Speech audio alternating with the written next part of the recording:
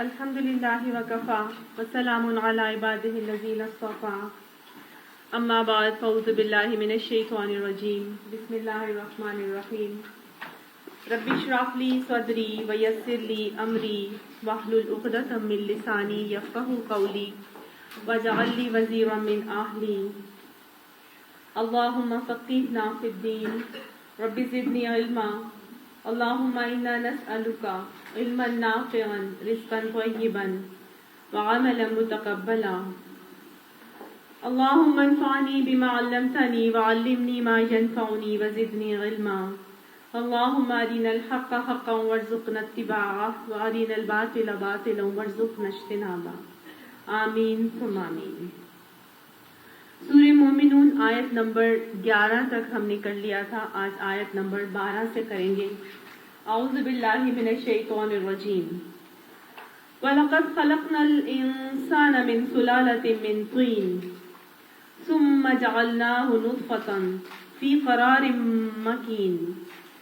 ہم نے انسان کو مٹی کے سط سے بنایا، پھر اسے ایک محفوظ جگہ ٹپکی ہوئی بوند میں تبدیل کیا، پھر اس بوند کو لوتھڑے کی شکل دے دی، پھر لوتھڑے کو بوٹی بنا دیا، پھر بوٹی کو ہڈیاں بنا دی، پھر ہڈیوں پر گوشت چڑھا دیا اور پھر اسے ایک دوسری ہی مخلوق بنا کر کھڑا کر دیا۔ اللہ سبحانہ تعالیٰ نے تخلیق انسان کے مراحل یہاں پر بتائے ہیں کہ سب سے پہلے مٹی کے سط سے بنایا، خلق الانسان من سلالۃ من طین، طین سے بنایا۔ اور مٹی کی جو کیفیات ہیں اور مٹی کی جو شکلیں ہیں ہم پہلے بھی پڑھ چکے ہیں کہ اللہ تعالیٰ نے وہ مختلف طریقے سے بتائیں، تراب، تین، پھر تین لازب، پھر حمائے مسنون، پھر صلصال اور پھر صلصال کالفخار۔ یہ تو وہ تخلیق آدم کا علیہ السلام کا مرحلہ تھا جو کہ اس اسٹیجز سے مٹی کے ہو کے گزرا۔ اس کے بعد انسان کو اللہ سبحانہ تعالیٰ نے نطفے کے ذریعے سے تخلیق کرنا شروع کر دیا۔ تو گویا پہلی تخلیق جو ہے وہ مٹی سے ہوتی ہے اور اس کے بعد جو ہے وہ اس کے نطفہ طبقایا جاتا ہے رحم مادر میں، اور پھر ثم خلقنا النطفۃ علقہ، پھر علقہ بنتا ہے، وہ نطفہ علقہ بنتا ہے، یعنی کہ وہ جو بوند ہوتی ہے نطفے کی وہ لوتھڑے کی شکل میں کنورٹ ہو جاتی ہے۔ فخلقنا العلقۃ مضغہ، پھر ہم اس علقہ کو یعنی لوتھڑے کو کیا بناتے ہیں؟ بوٹی بنا دیتے ہیں۔ وہ ایک لوتھڑا سا ہوتا ہے اور اس کو بوٹی کی شکل دے دی جاتی ہے۔ فخلقنا المضغۃ عظاما، پھر اس بوٹی کے اندر ہم کیا کرتے ہیں؟ ہڈیاں، عظام ہڈیوں کو کہتے ہیں، ہڈیاں چڑھاتے ہیں، ہڈیاں ڈالتے ہیں اللہ تعالیٰ۔ پھر فکسونا العظام لحما، پھر اس ہڈیوں کے اوپر ہم گوشت کا لباس پہنا دیتے ہیں۔ صحیح؟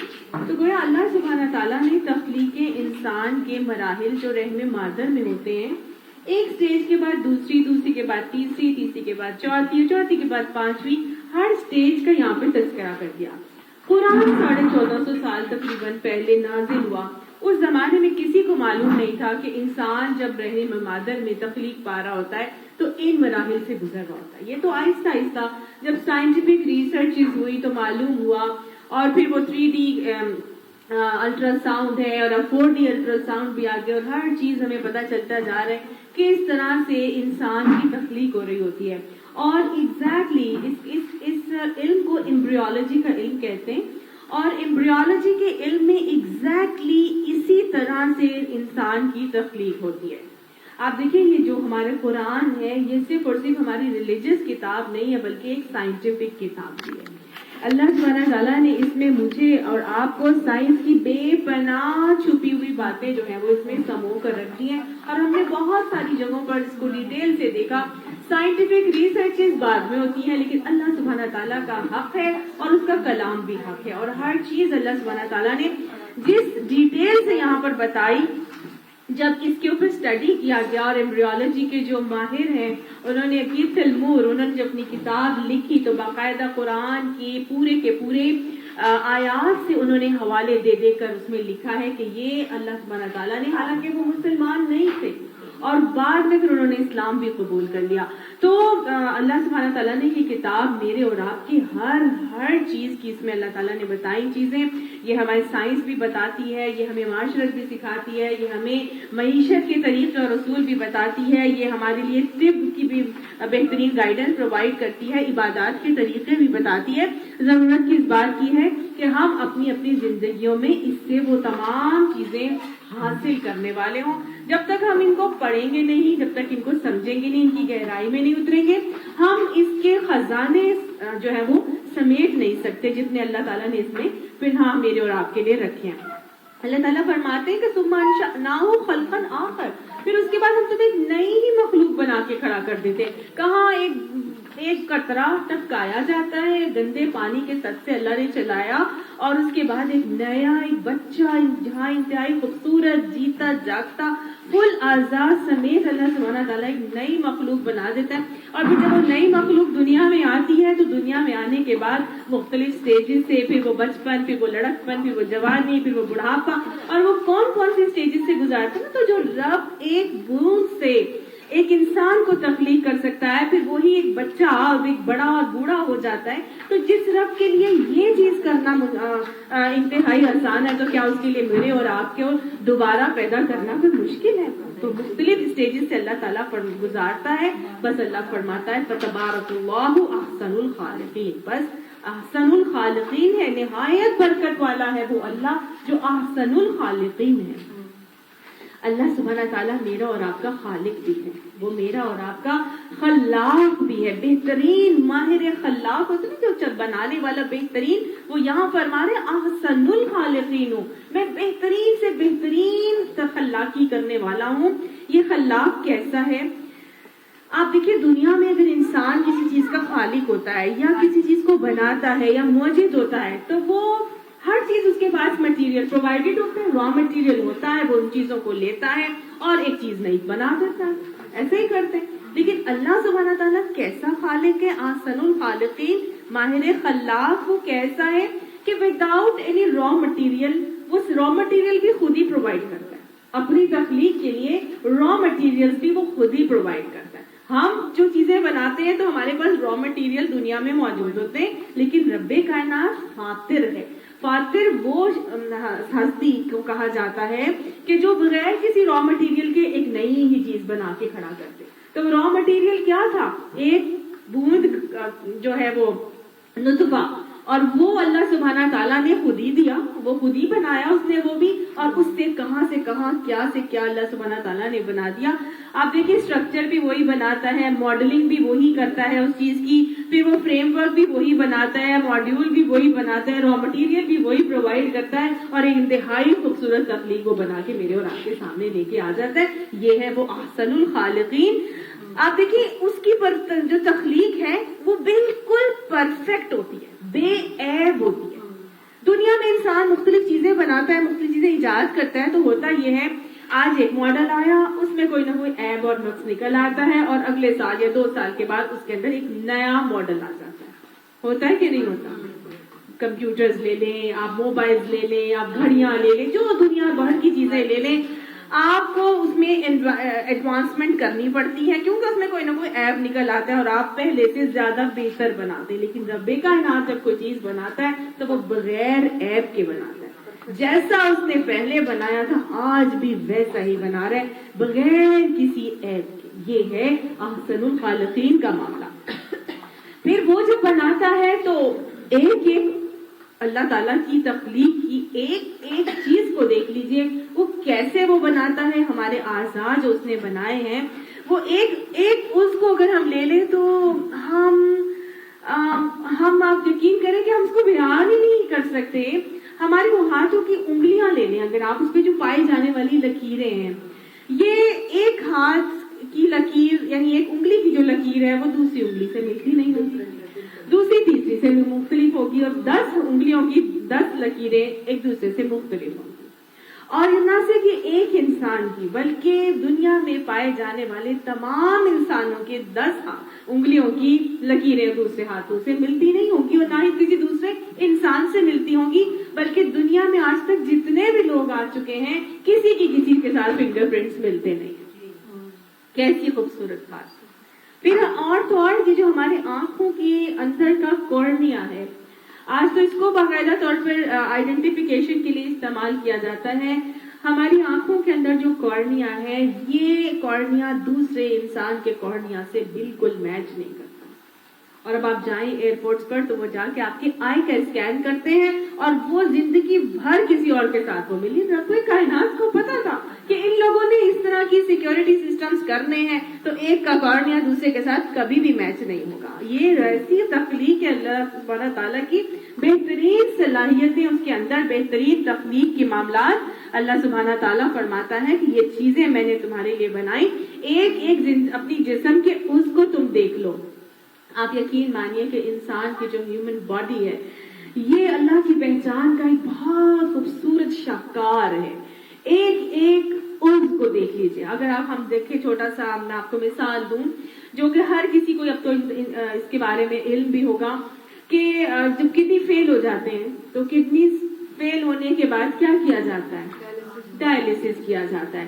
جب ڈائلیسس کیا جاتا ہے اور ڈائلیسس کا پلانٹ لگایا جاتا ہے جہاں پہ وہ بندے کو لے جایا جاتا ہے کہ اس کے ڈائلیسس کیا جائے، تو کڈنیز یوریا ایکسکریٹ کر رہے ہوتے ہیں اور بے شمار اور بھی کام کر رہے ہوتے ہیں. لیکن جب ڈائلیسس کا پلانٹ اس کے لگایا جاتا ہے اس کے ساتھ، تو یہ چھوٹا سا کڈنی جو کام کر رہا تھا اور انتہائی خوبصورت انداز میں کر رہا تھا، جو میرے اور آپ کے اندر اللہ سبحانہ تعالیٰ نے دو دے دیے ہیں ریڑھ کی ہڈی کے دو سائڈز پہ چھوٹے سے آرگن کی صورت میں، یہ اتنے بے شمار کام کر رہا ہے اور ہوتا جا رہا ہے اور سرکولیٹ ہوتا جا رہا ہے. اس کے اندر سے بلڈ آ رہا ہے، یورین بن رہا ہے، یوریا ایکسکریٹ ہو رہا ہے، سالٹ آ رہا ہے، نکل رہا ہے، پانی کتنا چاہیے، یہ ساری چیزیں وہ بیلنس بھی کر رہا ہے اور کنٹرول بھی کر رہا ہے. لیکن جب ڈائلیسس کے پلانٹ کی طرف اس بندے کو لے کے جاتے ہیں جس کا ڈائلیسس کروانا ہوتا ہے، تو وہ کتنا بڑی مشینری ہوتی ہے نا، جہاں سے اس کے پورے بلڈ کو گزارا جاتا ہے. اور پھر جب وہ ڈائلیسس کا پروسیس کمپلیٹ ہوتا ہے تو اس کمپلیشن کے بعد وہ بندہ جو ہوتا ہے ڈائلیسس والا پیشنٹ، اس کے پٹھے اکڑ چکے ہوتے ہیں. وہ اس کے لیے انتہائی زیادہ تکلیف دہ مرحلہ ہوتا ہے جس سے وہ گزرتا ہے.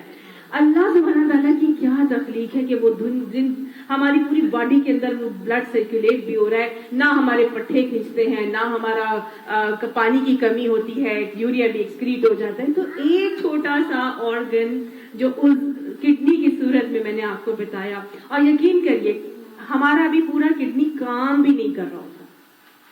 ابھی ہمارا فل پورشن آف دا کڈنی جو ہے نا فنکشننگ وہ نہیں ہوتا. آہستہ آہستہ آہستہ وہ جب کچھ حصہ خراب ہو جاتا ہے پھر دوسرا اس میں فنکشننگ شروع ہو جاتا ہے، پھر وہ خراب ہو جاتا ہے پھر تیسرا حصہ فنکشننگ کر سکتا ہے. مطلب اتنی کیپیسٹی اللہ تعالیٰ نے اس چھوٹے سے گردے کے اندر رکھی ہے کہ اگر اتنا خراب ہو جائے تو کوئی بات نہیں، تھوڑا سا اور کر لے گا، تھوڑا سا ٹائم لگے گا، لیکن دوسرے وہ جو نان فنکشننگ تھے وہ فنکشننگ ہو جائیں گے.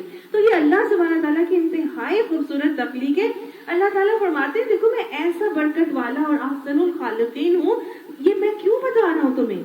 ثم انکم بعد ذلک لمیتون، اس لیے بتا رہا ہوں کہ اس کے بعد تم کو ضرور مرنا ہے. اور ثم انکم یوم القیامت تبعثون، اس لیے کہ قیامت کے روز تو پھر اس کے بعد ضرور اٹھائے جائیں. تو گویا اللہ سبحانہ تعالیٰ یہ باتیں سمجھا رہے ہیں مجھے اور آپ کو کہ جو رب اتنا کچھ کر سکتا ہے اور وہ یہ باتیں تمہیں صرف اس لیے بتا رہا ہے کہ تمہارا موت کا عقیدہ راسخ ہو اور تمہیں یہ بات کو سمجھ لو کہ جو رب اتنے خوبصورت تخلیق ابھی دنیا میں مجھے اور آپ کو کر کے دکھا رہا ہے تو وہ بعد میں کیا اس چیز سے عاجز ہے کہ وہ ہمیں دوبارہ پیدا نہیں کر سکتا یا دوسری دفعہ اس کے لیے تخلیق کرنا کوئی مشکل کام ہے. اور وہ یہ بھی اس لیے بتا رہا ہے کہ جو اتنے مراحل سے وہ ایک نطفہ پھر علقہ پھر مضغہ پھر عظامہ پھر لحمہ وہ سب کچھ کر رہا ہے تو وہ تمہیں بھی ایک سٹیج سے دوسرے سٹیج کی طرف لے کے جائے گا. دنیا سے پھر تم کہاں جاؤ گے؟ عالم برزخ میں جاؤ گے، قبر کی زندگی میں. اور پھر اللہ سبحانہ تعالیٰ تمہیں ہڈیاں جب تمہاری بالکل ختم ہو چکی ہوں گی پھر بھی اللہ سبحانہ تعالیٰ اس بات پر قادر ہے کہ وہ ایک ریڑھ کی ہڈی جو رہ جائے گی اللہ سبحانہ تعالیٰ آسمان سے بارش برسائے گا اور وہ اسی ریڑھ کی ہڈی سے پورے کے پورے جسام اگ آئیں گے. وہ رب ہر چیز پر قادر ہے. لہٰذا یہ بات سمجھ لو کہ تم نے مرنا بھی ہے اور مرنے کے بعد زندہ ہونا بھی ہے اور اللہ کی طرف تم نے پہنچنا بھی ہے. اللہ ہمیں فکر آخرت عطا فرمائے. اور تمہارے اوپر ہم نے 7 راستے بنائے. تخلیق کے کام سے ہم کچھ نابلد نہ تھے، یعنی یہ کوئی ہمارے لیے مشکل نہیں تھا. یہ 7 راستے میں نے تمہارے لیے بنائے. اب یہ 7 راستے کون سے راستے ہیں تو واللہ عالم، اس کے بارے میں ابھی تک بہت زیادہ ڈیٹیل ہمیں نہیں معلوم سائنٹیفکلی. لیکن کچھ لوگ کہتے ہیں کہ یہ فرشتوں کے آنے جانے کے راستے ہیں. کچھ لوگ کہتے ہیں یہ جو سولر سسٹم کے جو 7 سیارے گردش کر رہے ہیں یہ وہ 7 راستے ہیں. واللہ عالم، اس کے بارے میں ابھی ہم نے یہ علم اچھی طرح سے ہم کو نہیں ہے کہ یہ کون سے راستے اللہ سبحانہ تعالیٰ نے بنائے. کچھ لوگ کہتے ہیں کہ یہ ایسے راستے ہیں کہ آپ نے کسی نے ڈوریمون کا کارٹون دیکھا ہے؟ وہ کیا کرتا ہے، وہ دروازہ کھولتا ہے اور وہ دوسری طرف پاؤں رکھتا ہے تو وہ دوسری دنیا میں پہنچ جاتا ہے. وہ ایک فلم ہے کرونیکلز آف نارنیا، اس میں بھی وہ بچے وارڈروب کھولتے ہیں اور وہ ایک برفانی علاقے میں پہنچ جاتے ہیں. تو یہ کچھ راستے شاید اللہ سبحانہ تعالیٰ نے، سائنٹیفک ریسرچ بتاتی ہے کہ آسمان کے اندر ایسے کچھ راستے ہیں اور ان راستوں میں ٹریولنگ یوں ہوتی ہے کہ جیسے وہ ایک قدم دوسری طرف جب رکھا تو وہ دوسرے آسمان پر، وہ وہاں سے وہ کھولا تو وہ تیسرے آسمان پر، اور اسی طرح شاید معراج کا سفر بھی سیکنڈز میں جو ہے وہ ہو جاتا ہے. سمجھ آئی؟ تو واللہ عالم، اس کے بارے میں ابھی ہم بہت حتمی طور پہ کچھ نہیں کہہ سکتے. لیکن یہاں اللہ تعالیٰ بتا رہے ہیں کہ ہم نے تمہارے اوپر 7 راستے بنائے. تخلیق کے کام سے ہم کچھ نابلد نہیں تھے، یعنی کہ ہم نے کوئی ایوی بیکار میں سارا کچھ نہیں بنا دیا. ہمیں ہر چیز کا معلوم ہے، علم ہے، اور ہم نے ہر چیز کو بڑے پلانڈ طریقے سے جو ہے وہ بنایا ہے. اور آسمان سے ہم نے ٹھیک حساب کے مطابق ایک خاص مقدار میں پانی اتارا اور اس کو زمین میں ٹھہرا دیا. فَأَسْكَنَّاهُ فِي الْأَرْضِ، یہ کہتے ہیں کہ زمین میں ایک چیز کو خاص مقدار میں ٹھہرا دیا جائے. کس چیز کو ٹھہرایا اللہ تعالیٰ نے؟ پانی کو. تو گویا پانی کا جو واٹر سائیکل کا سسٹم اللہ سبحانہ تعالیٰ نے جو پورے کا پورا سرکولیٹ کیا ہے، ادھر سورج چمکتا ہے، ادھر سے جو ہے وہ سمندروں اور دریاؤں میں سے پانی بخارات بن کے اڑتا ہے، پھر وہ بادل بنتا ہے، پھر بادل ہوائیں چلا کے دوسری جگہ لے جاتی ہیں، پہاڑی علاقوں میں بارش اور برف بن کے برستی ہیں اور وہاں ٹھنڈ کی وجہ سے جم جاتا ہے. اور وہ جم جاتا ہے اللہ سبحانہ. اب دیکھیں اگر ایک ہی پانی ہو اور وہ پڑا رہے تو وہ باسی بھی ہو جائے گا نا. تو اللہ سبحانہ تعالیٰ اس پانی کو میرے اور آپ کے لیے باسی بھی نہیں ہونے دیتا. وہ جو آسمان سے برستا ہے نا وہ برف بن کے جمع کر دیتا ہے. وہ ٹھنڈک کی وجہ سے پہاڑوں پر جم جاتا ہے، پھر وہ میلٹ ہوتا ہے جب گرمی آتی ہے، حدت اور تپش حرارت سے وہ میلٹ ہوتا ہے اور وہ آتا ہے اور نیچے پہاڑوں میں ندی نالوں کے مطلب دریاؤں کی صورت میں، پھر ندی نالوں کی صورت میں ہر طرف جاتا ہے.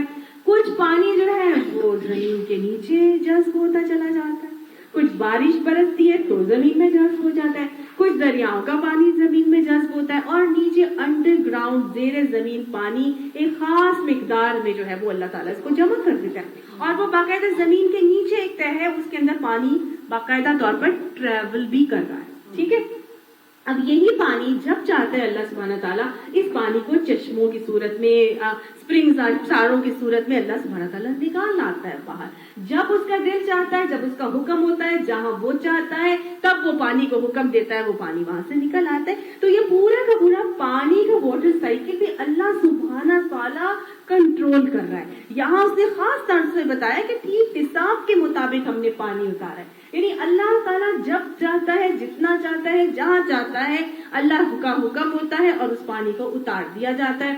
کچھ ابزارب کرتا ہے، کچھ وہاں کے لیے مفید ہو جاتا ہے. تو جو ابزارب ہوتا ہے وہ کہاں ٹریول کر کے جاتا ہے، اللہ جب چاہتا ہے اس کو وہاں سے نکال لیتا ہے. تو یہ پورا حساب کتاب اللہ تعالیٰ نے مینٹین کیا ہے اور اس کو زمین میں ٹھہرا بھی دیا. ہم اسے جس طرح چاہے غائب کر سکتے ہیں، وہ چاہے تو غائب بھی ہو جاتا ہے کہیں سے. اب پورے لک و دک صحرا ہے مکہ کا، اور وہاں پہ جہاں مرضی وہ بورنگ کر لیں پانی نکل کے نہیں دیتا، اور جہاں وہ چاہ رہا ہے حساب زمزم کا چشمہ وہاں بھر بھر کے آ رہا ہے، اور اتنا آ رہا ہے کہ پوری دنیا کے مسلمان جا رہے ہیں اور ان کو پورا ہو رہا ہے اور ختم بھی نہیں ہو رہا. تو یہ رب کا حکم ہے. اللہ سبحانہ تعالیٰ فرماتا ہے ہم جس طرح چاہے اسے غائب بھی کر سکتے ہیں. پھر اس پانی کے ذریعے سے ہم نے تمہارے لیے کھجور اور انگور کے باغ پیدا کر دیے. تمہارے لیے ان باغوں میں بہت سے لذیذ پھل ہیں، ان سے تم روزی حاصل کرتے ہو. یعنی کہ اب ظاہر ہے یہ پورا واٹر سائیکل جب چلتا ہے تو مختلف فصلوں کو سیراب کرتا ہے، اور کہیں پہ کھجور نکلتے ہیں، کہیں انگور نکلتے ہیں، کہیں پہ غلہ نکلتا ہے، کہیں پہ دالیں نکلتی ہیں، کہیں پہ سبزیاں نکلتی ہیں، کہیں پہ پھل نکلتے ہیں. گویا اللہ سبحانہ تعالیٰ کا حکم ہے، جب چاہے جدھر چاہے جو چاہے حکم دیتا ہے اور میرے اور آپ کے لیے وہ چیز نکل آتی ہے. اور جس جگہ اس رب کا احسان ایک اور یہ کہ جس علاقے کے لیے جو چیز مفید ہوتی ہے اس علاقے والوں کے لیے وہ چیز مفید ہے تو وہ اسی علاقے میں نکلے. جس جگہ کے لیے جو چیز مفید ہے وہ وہیں پر اگتی ہے اور وہیں پر نکلتی ہے. ہمارے علاقے کے لیے جو چیز مفید ہوگی وہ وہیں پر نکلے گی. اور یہ اللہ سبحانہ تعالیٰ کے کام اور اللہ تعالیٰ کا احسان. اور جس موسم میں ویری گڈ جس موسم میں جو چیز ہمارے لیے مفید ہے اللہ تعالیٰ وہی موسم میں ہمارے لیے وہ چیز بھی نکال دیتے ہیں اور ان سے تم روزی بھی حاصل کرتے ہو. یعنی کہ تم روزی ہم پھر وہ بیچتے ہیں اور پھر وہ خرید و فروخت کا تجارت کا معاملہ ہوتا ہے. اور وہ درخت بھی ہم نے پیدا کیا جو طور سینا سے نکلتا ہے. کہا جاتا ہے یہ کون سا درخت ہے؟ زیتون کا درخت. اور یہ اس کے بارے میں کہا جاتا ہے کہ طوفان نوح کے بعد جب سب سے پہلا درخت پیدا ہوا تھا وہ زیتون کا درخت. ٹھیک ہے. اور طور سینا سے جو نکل رہا ہے زیتون وہاں بے شمار ہے. اور زیتون کے درخت کی عمر نہ 100 سال ہوتی ہے کم سے کم بھی بہت زیادہ. اور یہ بھی کہا جاتا ہے کہ جس درخت کے جو وہ زیتون کا درخت ہے جو حضرت موسیٰ علیہ السلام نے اللہ تعالیٰ سے جب ہم کلامی کی تھی وہ آج تک وہ درخت جو ہے وہ ایز اٹ از پایا جاتا ہے، ہرا ہی ہے وہ ابھی بھی. لیکن یہ اللہ سبحانہ تعالیٰ کی خلاقی ہے کہ کس طرح سے وہ کون سے علاقے میں کیا چیز بنا رہا ہے. اب یہ جو طور سینا سے نکلنے والا درخت ہے یہ کیا کیا چیزیں کر رہا ہے. ایک درخت ہے اور یہ زیتون کا درخت ہے. یہ کیا کیا لے کے اپنے ساتھ اگ رہا ہے؟ تیل بھی لیے ہوئے اگتا ہے اور کھانے والوں کے لیے سالن بھی لیے ہوئے اگتا ہے. تیل کیسے آتا ہے؟ زیتون کا تیل ہم سب لوگ پیتے ہیں، ہم استعمال کرتے ہیں. ہمارے لیے ہمیں معلوم ہے کہ وہ بہترین آئل ہے جو ہم یوز کر رہے ہیں. اگر ہماری ہارٹ پیشنٹس ہوں تو ان کو آلیو آئل استعمال کرنے کے لیے کہا جاتا ہے. لیکن یہ صرف اور صرف ہماری صحت کے لیے نہیں، اس کو باقاعدہ طور پر جب عثمانیہ ماسک ہے ترکی میں وہاں پر اس تیل کو جلایا جاتا تھا، اس کے چراغ جلائے جاتے تھے. اور وہ اس تیل سے اٹھنے والا جو دھواں تھا، اس دھوئیں سے اٹھنے والا جو کالک ان کے اوپر آ جاتی تھی اس کالک کو یوز کرتے تھے خطاطی کے لیے. ہاں جی. تو گویا اس ایک طور سینا کے جو درخت ہے اولیو کا درخت، یہ بے شمار فضیلتیں اس کے اندر ہیں اور بے شمار ہمارے لیے بہترین فوائد اس کے اندر شامل ہیں. دل کی بیماریوں کے لیے بہترین، جسم کی صحت کی، آپ جوڑوں کی پرابلمز آپ دیکھ لیں، اسکن کی پرابلمز دیکھ لیں، بالوں کی پرابلمز دیکھ لیں، ہر طرح سے. اور ساتھ میں سالن بھی کیسا ہے کہ عرب اس کا باقاعدہ طور پر سالن بھی بنایا کرتے تھے. اس کو ہم دیکھتے ہیں تو ہمارے لیے جو اچار کے طور پر بھی ہم اس کو استعمال کرتے ہیں، سیلڈز کے لیے بھی ہم اس کو استعمال کرتے ہیں. گرین آلوز بھی ہوتے ہیں، بلیک آلوز بھی ہوتے ہیں نا. تو یہ بہترین اللہ تعالیٰ نے ایک پھل بنایا دنیا کے والوں کے لیے، نہ صرف سالن کے لیے بلکہ پھلوں کی طرف پہ بھی اس کو استعمال کیا جا سکتا ہے اور اپنے صحت کے لیے بھی. حقیقت یہ ہے اللہ تعالیٰ اپنی پوری احسن الخالقین ہونے کی صفت کو مختلف چیزیں جو اس نے مجھے اور آپ کو نعمتیں دنیا میں دی ہیں وہ گنوائیں گے. اب دیکھیں بات وہی ہے نا کہ کیوں گنوا رہے ہیں اللہ سبحانہ تعالیٰ. ابھی انہوں نے انسان کی تخلیق کی بات کی، پھر اس کے بعد اللہ تعالیٰ نے بتایا کہ جو کائنات میں ارد گرد دیکھو تمہارے پانی میں نے کیسے اتارا. پھر اس نے اللہ تعالیٰ فرماتا ہے ہم نے راستے بھی بنائے، پھر پانی کے ذریعے میں نے تمہارے لیے کیا کیا اگا دیا، پھر اس کے بعد تمہارے لیے جو چیزیں بنائی ہیں وہ بھی تمہارے لیے کتنی مفید ہیں. اب یہ جو یہی چیزیں ہیں، یہی پتے جو ہیں یہ بکریاں کھائیں یا مویشی کھاتے ہیں تو ہمارے لیے کیا بن جاتا ہے؟ دودھ نکل کے آتا ہے نا. یہی پتے اگر وہ کھاتے ہیں تو دودھ بن جاتا ہے، یہی پتے اگر ہرن کھاتی ہے تو اس کی ناک میں جا کے مشک بن جاتا ہے. یہی بھوسا وہ کھاتے ہیں اور بہترین چیز پھل زیتون کا جو ہے وہ ہمارے لیے اللہ سبحانہ تعالیٰ نے رکھ لیا. اس طرح انگور ہے، کھجور ہے، مختلف چیزیں. تو بھوسا اور یہ چیزیں جو ہے یہ اللہ تعالیٰ نے کس کے لیے رکھی؟ جانوروں کے لیے، مویشیوں کے لیے رکھی. تو اللہ تعالیٰ مویشیوں کا تذکرہ کرتا ہے، دیکھو تمہارے لیے تو میں نے اتنی نعمتیں پھلوں اور سبزیوں کی صورت میں اگائی ہیں، لیکن حقیقت یہ کہ تمہارے لیے مویشیوں میں بھی ایک سبق ہے. ان کے پیٹوں میں جو کچھ ہے اسی میں سے ہم تمہیں ایک چیز پلاتے ہیں, یہی بہترین چیزیں تم کھاتے ہو, اور وہ جو بھوسا چارہ اور پتے اور وہ جو خشک چیزیں رہ جاتی ہیں وہ یہ کھاتے ہیں اور پیٹ میں ان کے جاتا ہے, اور اسی پیٹ میں جانے کے بعد ہم تمہیں ایک بہترین چیز پلاتے ہیں, اور وہ کون سی چیز ہے؟ دودھ. Very good. اب بہترین چیز ہم تمہیں پلاتے ہیں اور تمہارے لیے ان میں اور بہت سے دوسرے فائدے بھی ہیں. یعنی یہ رب کی خلاقی ہے نا. ہم اگر کوئی چیز بناتے ہیں تو ہم نے بسکٹ بنانے ہیں سپوز, تو ہم کیسے بناتے ہیں؟ ہم میدا بھی ڈالیں گے, چینی بھی ڈالیں گے, آئل بھی ڈالیں گے, بٹر ڈالیں گے اس کے اندر, اور مختلف اور چیزیں ڈالیں گے, اور پھر اس کے بعد ہم اس کو مختلف ایک سانچے میں ایک ہی ہمارا پاس مولڈ ہوگا جس میں ہم کر کے وہ ایک ہی ڈیزائن کے پورے بسکٹ نکال دیں گے. ایسا ہی ہم 6 چیزیں ڈالتے ہیں اور ایک چیز بناتے ہیں. اور اب ایک چیز ڈالتے ہیں اور کیا کیا میرے اور آپ کے لیے بناتے ہیں. وہ دودھ ایسی چیز اللہ تعالیٰ نے یہ مویشی میرے اور آپ کے لیے رکھے ہیں کہ چھوٹے چھوٹے سے نا موبائل ملک پروڈیوسنگ پلانٹس ہیں. ہم اگر ملک کا پلانٹ لگاتے ہیں تو کیا کرتے ہیں؟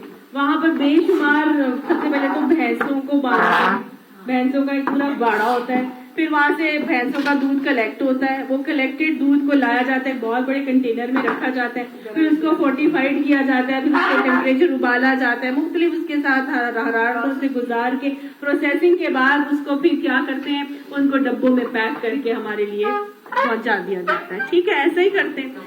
وہی دودھ ہے جو اللہ نے ہی مویشیوں سے دیا تھا, اسی کو پروسیس کر کے اور ہمارے پاس مختلف ڈبوں میں, اور ہم کہیں جائیں تو ہم وہ پلانٹ اتنا بڑا ہم اٹھا کے ادھر سے ادھر بھی نہیں لے کے جا سکتے, نہیں نہ لے کے جا سکتے. لیکن یہ ملک پروڈیوسنگ پلانٹ چھوٹے چھوٹے اللہ تعالیٰ نے موبائل میرے اور آپ کے ایسے رکھے ہیں کہ جب چاہو جہاں لے جاؤ, فریش بھی ملے گا, فری بھی ملے گا, اور جراثیم سے پاک بھی ملے گا, اور تازہ اور گرم بھی ملے گا. تو اللہ تعالیٰ نے اتنی خوبصورت چیز میرے, اور جہاں چاہو اٹھا کے لے کے بھی چلے جاؤ. صحرا میں جانے اپنے ساتھ ایک اپنا جانور لے جاؤ اور وہاں پہ, اور صرف دودھ نہیں ملتا ان سے, اور کیا کیا ملتا ہے؟ گوشت بھی ملتا ہے.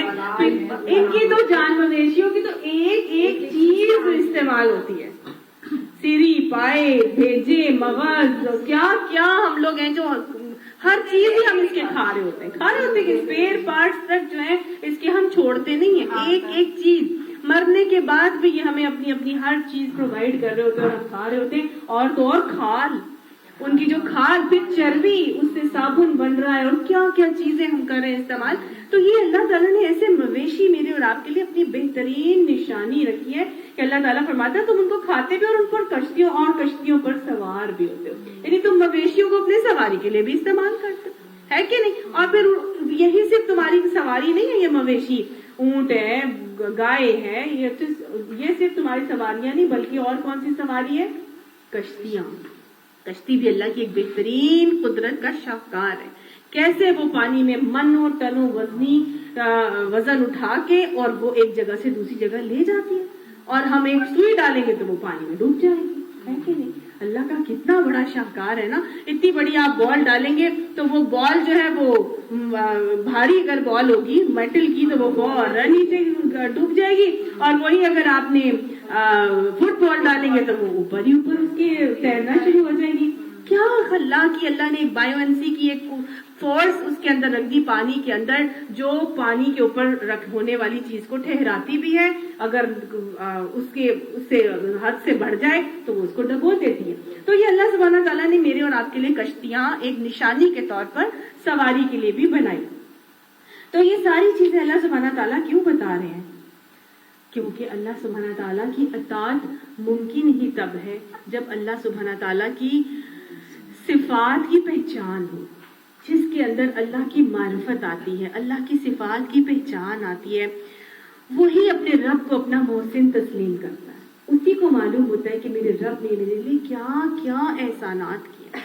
آپ یقین مانیں ایک جانور کو بھی معلوم ہوتا ہے, جو پیٹس پالنے والے ہوتے ہیں نا, ان کو معلوم ہوتا ہے کہ جب ہم یہ جانور کو کھانا دیتے ہیں نا تو وہ آتا ہے فوراً, اس کو معلوم ہوتا ہے یہ میرا مالک ہے, مجھے کھانا دے گا. وہ کھانے کے ٹائم پہ آ کے اپنے مالک کے ٹانگوں کے گرد گرد لوٹیاں مارنا شروع کر دیتا ہے. ایسے ہی ہوتا ہے، بلیاں ایسے ہی کرتی ہیں. کتے کو ایک ہڈی ڈال دے تو وہ ساری عمر آپ کا وفادار بنا رہے گا.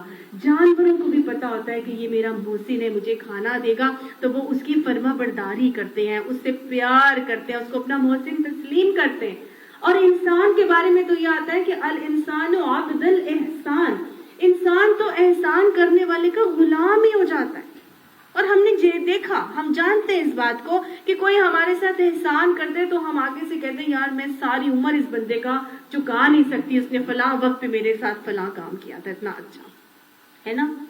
ہم ساری عمر ہم کہتے ہیں ہم اس کا احسان نہیں چکا سکتے، اگر یہ نہ اس وقت میرا یہ فلاں کام میرے ہیلپ کرتا تو میرے ساتھ آج پتہ نہیں کیا ہو سکتا تھا، ہے نا. تو بس انسان تو احسان کرنے والے کا غلام ہی ہو جاتا ہے. تو کیا میں اور آپ اللہ کے وہ غلام ہیں، یا میرے اور آپ کے دل میں اللہ کی وہ محبت ہے کہ ہم اللہ کو اپنا محسن تسلیم کرتے ہو؟ یہ بات اللہ سبحانہ تعالیٰ اسی لیے مجھے اور آپ کو بتا رہے ہیں کہ میں ایسا محسن ہوں، میں تمہارا محسن ہوں، اور تم دیکھو میں نے تمہارے لیے کیا کیا بنایا. وَآتَاكُم مِّن كُلِّ مَا سَأَلْتُمُوهُ، میں نے ہر وہ چیز جو تم نے مانگی میں نے تمہیں وہ بھی دیا. وَإِن تَعُدُّوا نِعْمَتَ اللَّهِ لَا تُحْصُوهَا، تم اللہ کی نعمتوں کو شمار کرنا چاہو تو تم شمار نہیں کر سکتے. ان الانسان لظلوم کفار، انسان تو بہت ہی بڑا ناشکرا ظالم ہے. اللہ نے اتنی چیزیں مجھے اور آپ کو عطا فرما دی، ہم جو بھی نہیں مانگا اللہ نے وہ بھی دیا، اور جو مانگا ہمیں اللہ تعالیٰ وہ بھی دیے چلا جاتا ہے. کچھ چیزیں اللہ تعالیٰ اپنی قدرت کے شاہکار یہاں مجھے اور آپ کو دکھا رہے ہیں اور بتا رہے ہیں. دیکھیے اللہ جو بھی ایک انسان ہوتا ہے نا، اس کو معلوم ہوتا ہے یہ میں ہوں ہی اتنی خوبصورت کہ سب لوگ مجھے اپریشیٹ کریں گے. اور جو خوبصورت ہوتے ہیں آج ان کو اچھی طرح پتا ہوتا ہے کہ میں تو بہت گڈ لکنگ ہوں، اسمارٹ ہوں، میں تو ماڈلنگ میں چلا جاؤں تو مجھے تو ہر کوئی جو ہے نا بہت ہاتھوں ہاتھ لے گا. پتا ہوتا ہے نا، ایک خوبصورت انسان کو معلوم ہوتا ہے کہ وہ خوبصورت ہے اور ہر کسی نے اس کی تعریف کرنی ہے. اسی طرح ہم خواتین ہیں، ہم کھانا پکاتی ہیں اچھا تو ہمیں ہوتا ہے کہ ہاں میں تو پکاتی ہی اتنا اچھا ہوں کہ ہو ہی نہیں سکتا کہ لوگ میری تعریف کیے بغیر چلے جائیں. ایسا ہوتا ہے نا. تو بالکل اللہ سبحانہ تعالیٰ کو معلوم تھا کہ جو میرے مومن بندے ہوں گے نا تو وہ ایسا ہو ہی نہیں سکتا کہ وہ جب قرآن پڑھے تو میرے سے محبت کیے بغیر رہ جائے. والذین آمنوا اشد حبا للہ، ایسا ہو ہی نہیں سکتا تھا. یہ ایک آٹومیٹک بات تھی کہ ایمان والے جو ہوں گے نا وہ اللہ تعالیٰ سے محبت میں بہت شدید ہوں گے، کیونکہ اس نے اپنی قدرت کے شاہکار میرے اور آپ کے لیے قرآن میں بکھیر کے رکھے. یہ جو ابھی ہم نے پڑھے اس کی قدرت کے شاہکار اور نمونے جو اس نے نشانیوں کے طور پہ مجھے اور آپ کو بتائے، اگر ہم بصیرت کی آنکھ سے دیکھیں تو ایک ہی چیز ہمارے لیے کافی ہے کہ ہم اللہ سبحانہ تعالیٰ کو محسن تصور کریں اور تسلیم کریں اور اس سے ہمیں محبت ہو جائے کہ ہے میرے رب تو اتنا ہمارے لیے کر رہا ہے، اور پھر کیا میں اپنی بندگی کا وہ حق ادا کر رہی ہوں جو مجھے کرنا چاہیے تھا. تو بس اللہ سبحانہ تعالیٰ نے کہیں قرآن میں نہیں کہا کہ مجھ سے محبت کرو.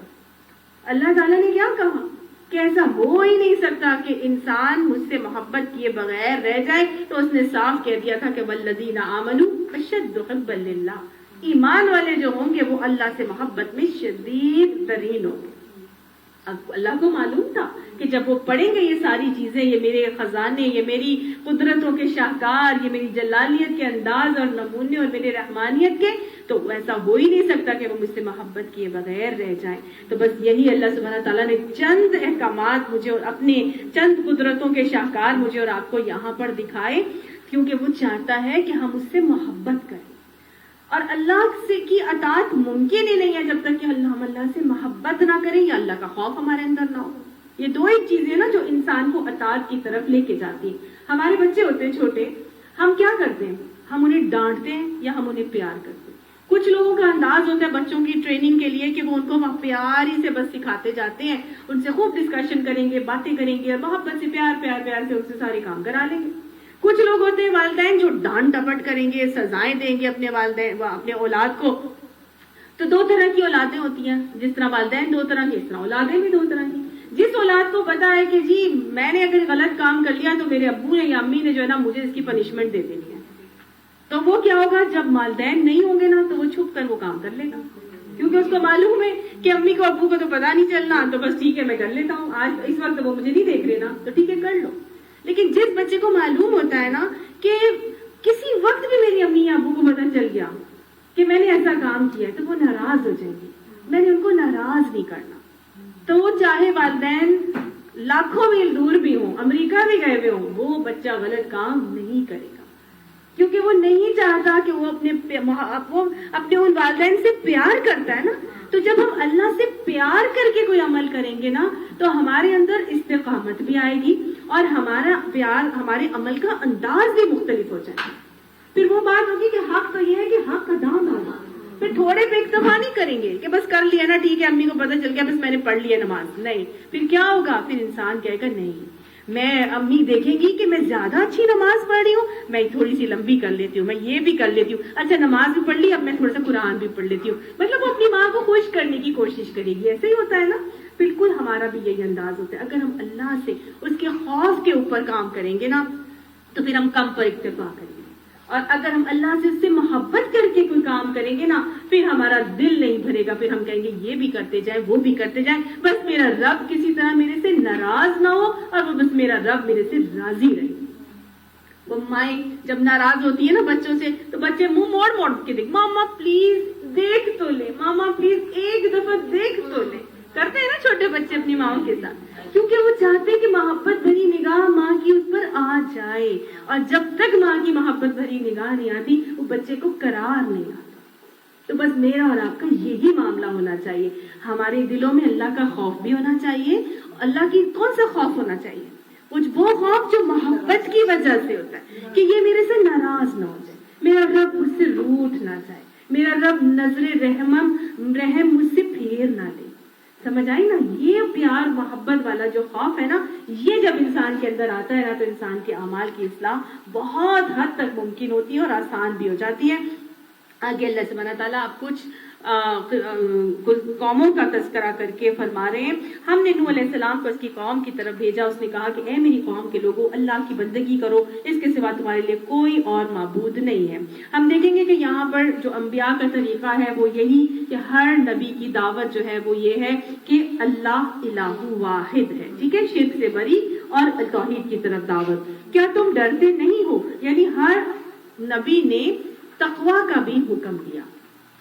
اس کی قوم کے جن سرداروں نے ماننے سے انکار کیا تو گویا ہر نبی نے قوم کے بڑے بڑے سرداروں کی طرف ضرور اپنی توجہ کی اور ان تک پیغام پہنچایا, کیونکہ جب کسی قوم کے سردار ایمان لاتے ہیں تو پھر جو معاملات جو ہیں وہ بہت آسان ہو جاتے ہیں. لیکن ہم ہمیشہ دیکھیں گے یہی, اور ہم نے دیکھا بھی ہے, پہلے بھی پڑھا ہے کہ سردار ہمیشہ ماننے سے انکار کرتے رہے. کیوں؟ وجہ ہم کو جانتے ہیں, کیونکہ سرداروں کو ہمیشہ برابری سے ڈر لگتا تھا. ان کو لگتا تھا ہماری حکومت, ہماری ادارہ داری, ہماری عہدہ ترقی سب ختم ہو جائے گی اور ہم ایکوالٹی پر آ جائیں گے. تو دین تو ایکوالٹی کا نعرہ لگاتا ہے اور درس دیتا ہے. تو یہاں پہ سردار ہمیشہ سے ماننے سے انکار کرتے رہے. وہ کہنے لگے کہ یہ شخص کچھ نہیں ہے مگر ایک بشر ہے تم ہی جیسا. یعنی سارے لوگوں کا یہی ایک طریقہ ہوتا تھا کہ چونکہ وہ جب اپنے نبی کو اپنے سامنے ایک انسان کی صورت میں دیکھتے تھے تو ان کو نبی ماننے سے انکار کر دیتے تھے کہ یہ نبی کیسے ہو سکتا ہے, یہ تو ایک انسان ہے, تمہارے جیسا ایک بشر ہے. اور بعد میں آنے والے جو لوگ ہوتے تھے وہ کیا کرتے تھے, وہ نبی کو معفوف الفطرت بنا لیتے تھے اور کہتے تھے کہ نہیں وہ نبی تو تھے, نبی کو نبی تو مانتے تھے لیکن ان کو بشر تسلیم نہیں کرتے تھے. ٹھیک ہے, تو یہی بات بتائی جا رہی ہے کہ وہ کہتے ہیں کہ یہ تو تم بشر ہے تم جیسا. اس کی غرض یہ ہے کہ تم پر برتری حاصل کرے. یعنی کہ وہ جو مترفین ہے, جو کھاتا پیتا سرداروں کا طبقہ ہے, وہ ہمیشہ یہی ڈرتا تھا کہ وہ برتری ان کی نہ ہو جائے ہمارے اوپر اور ہماری سیٹ گدی نہ چلی جائے ہم سے. آگے سے وہ کہتے ہیں کہ اللہ کو اگر بھیجنا ہوتا تو فرشتے بھیجتا. یہ بات تو ہم نے کبھی اپنے باپ دادا کے وقتوں میں سنی ہی نہیں کہ بشر رسول بن کر آئے یا کچھ نہیں ہے. بس اس ایک آدمی کو ذرا جنون لاحق ہو گیا ہے, کچھ مدت اور دیکھ لو شاید افاقہ ہو جائے. نوح علیہ السلام نے کہا, یعنی کہ سب نے نوح علیہ السلام کا مذاق اڑائے یہ باتیں کر کے. تو اب نوح علیہ السلام نے کہا کہ پروردگار, ان لوگوں نے جو میری تکذیب کی ہے اس پر اب تو ہی میری نصرت فرما. ہم نے اس پر وحی کی کہ ہماری نگرانی میں اور ہماری وحی کے مطابق کشتی تیار کر, پھر جب ہمارا حکم آ جائے اور تنور ابل پڑے تو ہر قسم کے جانوروں میں سے ایک ایک جوڑا لے کر اس میں سوار ہو جا اور اپنے اہل و عیال کو بھی ساتھ لے، سوائے ان کے جس کے خلاف پہلے سے فیصلہ ہو چکا ہے، اور ظالموں کے معاملے میں مجھ سے کچھ نہ کہنا۔ جو حضرت نوح علیہ السلام کا واقعہ ہم بڑی ڈیٹیل سے بار بار کر چکے ہیں، تو میں اس کی تفصیل میں نہیں جاؤں گی، لیکن یہاں پر اللہ سبحانہ تعالیٰ نے پہلا علم جو دیا تھا کشتی بنانے کا، وہ حضرت نوح علیہ السلام کو دیا تھا۔ کشتی میں اللہ کا حکم آیا کہ اس میں مختلف قسم کے جانوروں کا ایک ایک جوڑا رکھ لو اور اپنے اہل و عیال کو بھی ساتھ لے لو، سوائے ان کے جن کے خلاف پہلے سے فیصلہ ہو چکا ہے، یعنی کہ نبی کی بیٹا اور نبی کی بیوی اس کے اندر شامل تھی۔ گویا سمجھ میں یہ آ رہا ہے کہ ایک اولو العزم نبی بھی جو ہے اگر اپنے گھر والوں کو پوری دعوت نہیں پہنچا سکا تو میں اور آپ کون ہوتے ہیں جو ہم 950 سال کی تبلیغ کے باوجود بھی ان کا ایک بیٹا اور ان کی بیوی ایمان نہیں لے کر آئے تھے۔ اللہ نے کہا ظالموں کے معاملے میں مجھ سے کچھ نہ کہنا۔ گویا اللہ نے صاف صاف کہہ دیا کہ اولو العزم نبی بھی جو ہیں وہ بھی کسی کی سفارش نہیں کر سکتے۔ جب ایک نبی بھی اپنی بیوی اپنے بیٹے کی سفارش نہیں کر سکتے تو ہم کس چیز پر تکیہ لگا کے بیٹھے؟ سمجھ آئی؟ انسان کی سفارش ان کے اعمالوں کے اوپر ہی ہوگی۔ ہم بارہا اس چیز کو کر چکے ہیں، جو اعمال ہوں گے اسی حساب سے ہمارے معاملات ہوں گے۔ یہ وہی شفاعت کا عقیدہ ہے کہ من ذا الذی یشفع عنده الا باذنہ، اللہ کی اذن سے شفاعت کا معاملہ ہوگا، اس کے علاوہ کوئی بھی کسی کی سفارش نہیں کر سکتا۔ آپ صلی اللہ علیہ وسلم اپنی بیٹی کو فرماتے ہیں فاطمہ اپنے آپ کو جہنم کی آگ سے بچاؤ، میں بھی اس دن قیامت کے دن تمہارے لیے کچھ نہیں کر سکتا۔ تو گویا جب رسول اللہ صلی اللہ علیہ وسلم بھی نہیں کر سکتے، حضرت نوح علیہ السلام کو بھی اللہ تعالیٰ منع کر رہے ہیں، تو ہم کیسے یہ بات سمجھ سکتے ہیں کہ ہم پیر کے پیچھے جاتے جائیں گے اور پیر صاحب جو ہے وہ ہمیں بخشش کروا دیں گے اور ہمیں جنت میں لے کے چلے جائیں گے؟ ایسا ہرگز بھی نہیں ہوگا۔ یہاں پہ صاف صاف بتایا جا رہا ہے یہ اب غرق ہونے والے ہیں۔ پھر جب تو اپنی ساتھیوں سمیت کشتی پر سوار ہو جائے تو کہے شکر ہے اس خدا کا جس نے ہمیں ظالم لوگوں سے نجات دی۔ اصول کیا دیا جا رہا ہے کہ جب اللہ سبحانہ تعالیٰ کسی عذاب سے یا کسی مصیبت سے یا کسی شر سے بچا کر انسان کو سہولت عطا فرما دے تو اس کو کیا کرنا چاہیے؟ اللہ کا شکر ادا کرنا چاہیے کہ جس نے ہمیں ظالم لوگوں سے نجات عطا فرما دی۔ کبھی بھی انسان اپنے کوئی بھی تکلیف سے اگر بچتا ہے تو وہ اپنے زور بازو پر نہیں بچتا۔ اللہ تعالیٰ فرما رہا ہے نا کہ ہم نے ہمیں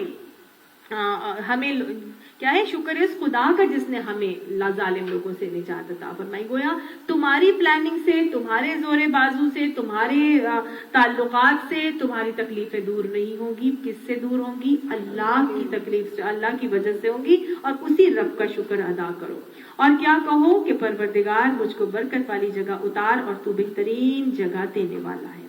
یہ منزل پر پہنچنے کی دعا ہے جو کہ سکھائی گئی ہے، ربی انزلنی منزل مبارکم وانت خیر المنزلین۔ مسنون قرآنی دعا ہے یہ اور بہترین دعا ہے۔ تو گویا تمام جو انبیاء ہیں ان کی تعلیمات بھی ایک جیسی ہیں کہ ہر تکلیف سے نجات پائی تو پھر کیا کرنا ہے؟ اللہ ہی کا شکر ادا کر کے چلنا ہے۔ اس قصے میں بڑی نشانیاں ہیں اور آزمائش تو ہم کر کے ہی رہتے ہیں۔ ان کے بعد ہم نے ایک دوسرے دور کی قوم اٹھائی، پھر ان میں خود انہی کی قوم کا ایک رسول بھیجا، یعنی ایک اور قوم کا تذکرہ کیا جا رہا ہے کہ وہاں پر بھی انہی میں سے ایک رسول بھیجا تھا۔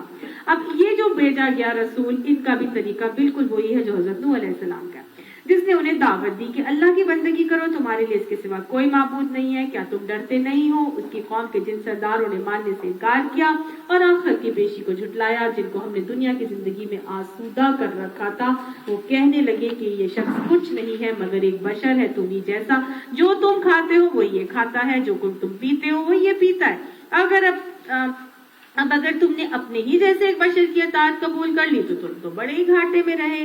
یہ تمہیں اطلاع دیتا ہے کہ جب تم مر کر مٹی ہو جاؤ گے، ہڈیوں کا پنجر بن کر رہ جاؤ گے، اس وقت تم قبروں سے نکالے جاؤ گے۔ بعید، بالکل بعید ہے یہ وعدہ جو تم سے کیا جا رہا ہے۔ زندگی کچھ نہیں ہے مگر بس یہی دنیا کی زندگی ہے، یہی ہم کو مرنا ہے اور یہی جینا ہے، اور ہم ہرگز اٹھائے جانے والے نہیں ہیں۔ یہ باتیں کن کی ہیں؟ یہ ان کی ہیں جو انکار کر رہے تھے، جو نبی کو نہیں تسلیم کر رہے تھے اور نبی کی تعلیمات سے انکاری تھے۔ تو گویا بتایا جا رہا ہے کہ یہ وہ لوگ ہوتے ہیں جن کے اندر نہ فکر آخرت ہوتی ہے اور نہ ہی ان کا آخرت کا عقیدہ اسٹرانگ ہوتا ہے۔ تو اگر ہمارا آخرت کا عقیدہ اسٹرانگ ہوگا تو ہمارے معاملات کی اصلاح خود بخود ہو جائے گی۔ تو آخرت کا عقیدہ بہت ضروری ہے کہ ہمارے اندر راسخ ہو، ہمیں معلوم ہو کہ ہمیں اپنے رب کے پاس ملنا ہے، ہماری پوچھ گچھ ہونی ہے، اور رب سے ملاقات کی تیاری کے لیے پھر ہم بار بار اپنی نمازوں کی بھی اصلاح کرتے ہیں۔ قد افلح المؤمنون جو سورہ کی شروع میں ہم نے پڑھا تھا، جنت کے وارثین کی صفات میں کیا تھی؟ وہ یہی تھی نا کہ وہ کیا کرتے ہیں، نمازوں میں خشوع کرتے ہیں، اور آخر میں کیا تھا، نمازوں کی حفاظت کرتے ہیں۔ اور یہ سب کچھ ان کا اسی لیے ہو رہا ہوتا ہے کیونکہ ان کو معلوم ہوتا ہے کہ انہوں نے اپنے رب سے ملاقات کرنی ہے، اور اپنے رب سے جب ملاقات کرنی ہے تو وہ کس انجام سے دو چار ہوں گے؟ کیا رب ناراض ہوگا یا رب کی رضا انہیں حاصل ہوگی؟ وہ رب کی رضا چاہتے ہیں، لہٰذا وہ ساری چیزوں کی اصلاح کرنا شروع ہو جاتے ہیں۔ تو بس یہاں پر یہی بتایا جا رہا ہے کہ فکر آخرت اگر دل میں ہمارے راسخ ہو جائے گی تو پھر عمل کی اصلاح جو ہے وہ آسان ہو جاتی ہے، اور عمل ممکن بھی تبھی ہوتا ہے۔ اب 3 چیزیں گویا ابھی تک سمجھ میں آئیں۔ کبھی بھی ہم نے اعمال کرنے ہیں تو 2 چیزیں پہلے بتائی تھی میں نے آپ کو، اور تیسری اب۔ پہلی 2 کیا تھی؟ کہ اللہ سبحانہ تعالیٰ سے محبت ہونی چاہیے، ٹھیک ہے نا؟ اور ہمارا اللہ سے جب محبت ہوگی، اور ایسی محبت کہ اس کے خوف اس پہ ہمارے اوپر طاری ہو، کہ وہ ہم سے ناراض نہ ہو جائے۔ تو گویا ایک طرف اللہ کی محبت ہے، دوسری طرف اس کی ناراضگی کا خوف ہے، اور تیسری طرف فکر آخرت جب ہماری اسٹرانگ ہوگی تو یہی تینوں چیزیں ہمارے اعمال کی اصلاح کے لیے بہت ضروری ہوتے ہیں۔ ہمارے لیے اطاعت ممکن ہی تب ہوتی ہے جب یہ تینوں چیزیں ہمارے اندر راسخ ہو جائیں۔ پھر بتائیں کون کون سی چیزیں راسخ کرنی ہیں اپنے اندر؟ اللہ کی محبت، دوسری اللہ کا خوف کہ اللہ ہم سے ناراض نہ ہو جائے، اور تیسرا کیا؟ فکر آخرت۔ یہ 3 چیزیں جب ہمارے اندر ہوں گی تو انشاءاللہ ہمارے سارے کے سارے اعمال کی اصلاح خود بخود ہوتی چلی جائے گی۔ آگے اللہ سبحانہ تعالیٰ ہمیں کیا فرما رہے ہیں؟ یہ شخص خدا کے نام پر محض جھوٹ گھڑ رہا ہے، یعنی کہ وہ پھر اپنی ہٹ دھرمی پر اڑے ہوئے ہیں اور کہہ رہے ہیں کہ یہ شخص اللہ کے نام پر محض جھوٹ گھڑ رہا ہے اور کبھی ہم اس کی ماننے والے نہیں ہیں۔ رسول نے کہا، پروردگار، ان لوگوں نے جو میری تکذیب کی ہے اس پر اب تو ہی میری نصرت فرما۔ گویا نبی بھی نصرت کس سے مانگ رہا ہے؟ اللہ سبحانہ تعالیٰ سے مانگ رہا ہے۔ تو جب نبی اللہ تعالیٰ سے نصرت مانگتا ہے، مدد مانگتا ہے، تو پھر اللہ سبحانہ تعالیٰ چھوڑ دیتا ہے پکارنے والے کو؟ جواب میں ارشاد ہوا، قریب ہے وہ وقت جب کہ اپنے پیے پر پچھتائیں گے۔ تو گویا جو قومیں رسولوں کی تکذیب کرتی ہیں، رسولوں کو جھٹلا دیتی ہیں، وہ بہت جلد پچھتاتی ہیں۔ اللہ تعالیٰ فرماتے ہیں نا، یہ قریب ہے وہ وقت جب کہ اپنے کیے پر پچھتائیں گے۔ آخرکار ٹھیک حق کے مطابق ایک ہنگامہ عظیم نے ان کو آ لیا اور ہم نے ان کو کچرا بنا کر پھینک دیا۔ دور ہو ظالم قوم۔ اللہ تعالیٰ ایسی قوموں کو جو انبیاء کو جھٹلاتی ہیں، انبیاء کے احکامات کی تکذیب کرتی ہیں، جو خود اپنے آپ کو بہت بہترین سمجھتی ہیں اور نبی کی تعلیمات کو جھٹلاتی ہیں، اللہ سبحانہ تعالیٰ ان کو کچرا بنا کے پھینک دیا کرتا ہے۔ یہ وہ ظالم قوم ہے جس کو اللہ تعالیٰ دور کر دیا کرتا ہے۔ اللہم لا تجعلنا منہم۔ پھر ہم نے ان کے بعد دوسری قومیں اٹھائیں۔ کوئی قوم نہ اپنے وقت سے پہلے ختم ہوئی اور نہ اس کے بعد ٹھہر سکی۔ پھر ہم نے پے در پے اپنے رسول بھیجے، جس قوم کے پاس بھی اس کا رسول آیا اس نے اسے جھٹلایا، اور ہم ایک کے بعد ایک قوم کو ہلاک کرتے چلے گئے، حتیٰ کہ ان کو بس افسانہ ہی بنا کر چھوڑ دیا۔ پھٹکار ان لوگوں پر جو ایمان نہیں لاتے۔ استغفر اللہ ربی من کل ذنب واتوب الیہ۔ گویا جب بھی یہ معاملات ہوتے رہیں گے اللہ سبحانہ تعالیٰ ان کو افسانہ بنا کر چھوڑ دیں گے۔ پھر ہم نے موسیٰ اور اس کے بھائی ہارون کو اپنی نشانیوں اور کھلی صنعت کے ساتھ فرعون اور اس کے احیان سلطنت کی طرف بھیجا، مگر انہوں نے بھی تکبر کیا اور اپنی بڑی دھونکی لی۔ کہنے لگے، کیا ہم اپنے جیسے ہی 2 آدمیوں پر ایمان لے آئیں، اور آدمی بھی وہ جن کی قوم ہماری باندھی ہے، یعنی غلام قوم کی۔ پس انہوں نے دونوں کو جھٹلا دیا اور ہلاک ہونے والوں میں جا ملے۔ جھٹلانے کی وجہ کیا تھی؟ وہی تکبر، ضد، ڈھٹائی، انا پرستی اور حب دنیا. انہوں نے فرعون اور فرعونیوں نے کیا کیا؟ حضرت موسیٰ علیہ السلام اور حضرت ہارون علیہ السلام کو جھٹلا دیا اور ہلاک ہونے والوں میں جا ملے. اور موسیٰ کو ہم نے کتاب عطا فرمائی تاکہ لوگ اس سے رہنمائی حاصل کریں. کتاب کو گویا صرف پڑھنا نہیں ہوتا، پڑھ کے گزر جائیں یا 10 قرآن ختم کر لیں. کیا کرنا ہوتا ہے؟ رہنمائی حاصل کریں. سمجھ میں آ گئی نا؟ اللہ نے موسیٰ علیہ السلام کو جو کتاب عطا فرمائی تھی تورات، اس سے بھی اللہ تعالیٰ کا مقصود کیا تھا؟ یہ اسی لیے تمہیں دی ہے کہ تم اس سے رہنمائی حاصل کرو. تو گویا مجھے اور آپ کو بھی قرآن سے رہنمائی ہی حاصل کرنی ہے. اسی لیے ہم دعا کرتے ہیں نا جو شروع میں، اللہم علمنا رشدنا واعذنا من شرور انفسنا، کہ اللہ ہمیں اس سے رشد اور ہدایت عطا فرما اور ہمیں نفسوں کے شرور سے محفوظ فرما. پھر ہم یہ بھی دعا کرتے ہیں اللہم ارنا الحق حقا وارزقنا اتباع، اللہ جو حق ہے اس کو حق کر کے مجھے دکھا دے اور اس کی اتباع کی ہمیں توفیق عطا فرما. ہے نا، یہ جو دعا ہم شروع میں کرتے ہیں وہ اسی لیے کرتے ہیں کہ اس قرآن سے ہمیں بہترین رہنمائی اور ہدایت عطا فرما دے. اور پھر کیا ہوا؟ ابن مریم علیہ السلام اور اس کی ماں کو ہم نے ایک نشان بنایا ہوا ہے. اللہ سبحانہ تعالیٰ مختلف انبیاء کرام کا تذکرہ کر کے یہاں پر بتا رہے ہیں کہ دیکھو یہ میری سنت ہے، اگر مان لو گے تو تم کامیاب ہو جاؤ گے، اور اگر نہیں مانو گے تو پھر میرے لیے مشکل نہیں ہے کہ میں نے جس طرح دوسروں کو افسانہ ہے پارینہ بنا کے چھوڑ دیا تھا، دور پھینک دیا تھا، کچرا بنا دیا تھا، تو تم بھی کچرا بنا دیے جاؤ گے. ابن مریم اور اس کی ماں کو ہم نے ایک نشان بنایا اور ان کو ایک سطح مرتفع پر رکھا جو اطمینان کی جگہ تھی اور چشمے اس میں جاری تھے. یہ کیا ہے؟ سطح مرتفع پلیٹو کو کہتے ہیں، جو سطح زمین سے تھوڑی سی اوپر اور بلند ہوتی ہے. لائک پہاڑ ہوتا ہے نا، تو اوپر سے اگر پہاڑ نوکیلا نہ ہو بلکہ اسٹریٹ ہو تو اس کو پلیٹو کہتے ہیں. اس کو سطح مرتفع بھی کہتے ہیں. اور یہ بڑی زرخیز جگہ ہوتی ہے، اس میں کلائمیٹ ایٹماسفیئر بہت اچھا ہوتا ہے، بارش بہت برستی ہے اور یہاں پہ نباتات اور کھیتیاں بہت زیادہ گرو کرتی ہیں. تو یہاں پہ یہی بتایا جا رہا ہے کہ ان کو کہاں رکھا تھا؟ بیت اللحم، جہاں حضرت عیسیٰ علیہ السلام پیدا ہوئے تھے، اس سطح مرتفع کی ایک جگہ تھی. تو بس اس کا تذکرہ یہاں پر کیا جا رہا ہے. اب اللہ تعالیٰ نے اتنی ساری چیزیں بتانے کے بعد بیت اللحم، اب اتنی ساری چیزوں کے بعد اب اللہ سبحانہ تعالیٰ ایک حکم دے رہے ہیں، یا ایھا الرسل، اے رسولو کیا کرو؟ کلوا من الطیبات، کھاؤ پاکیزہ میں سے، واعملوا صالحا، اور نیک عمل کرو، انی بما تعملون علیم، جو تم عمل کر رہے ہو وہ میں جانتا ہوں. بہت خوبصورت حکم.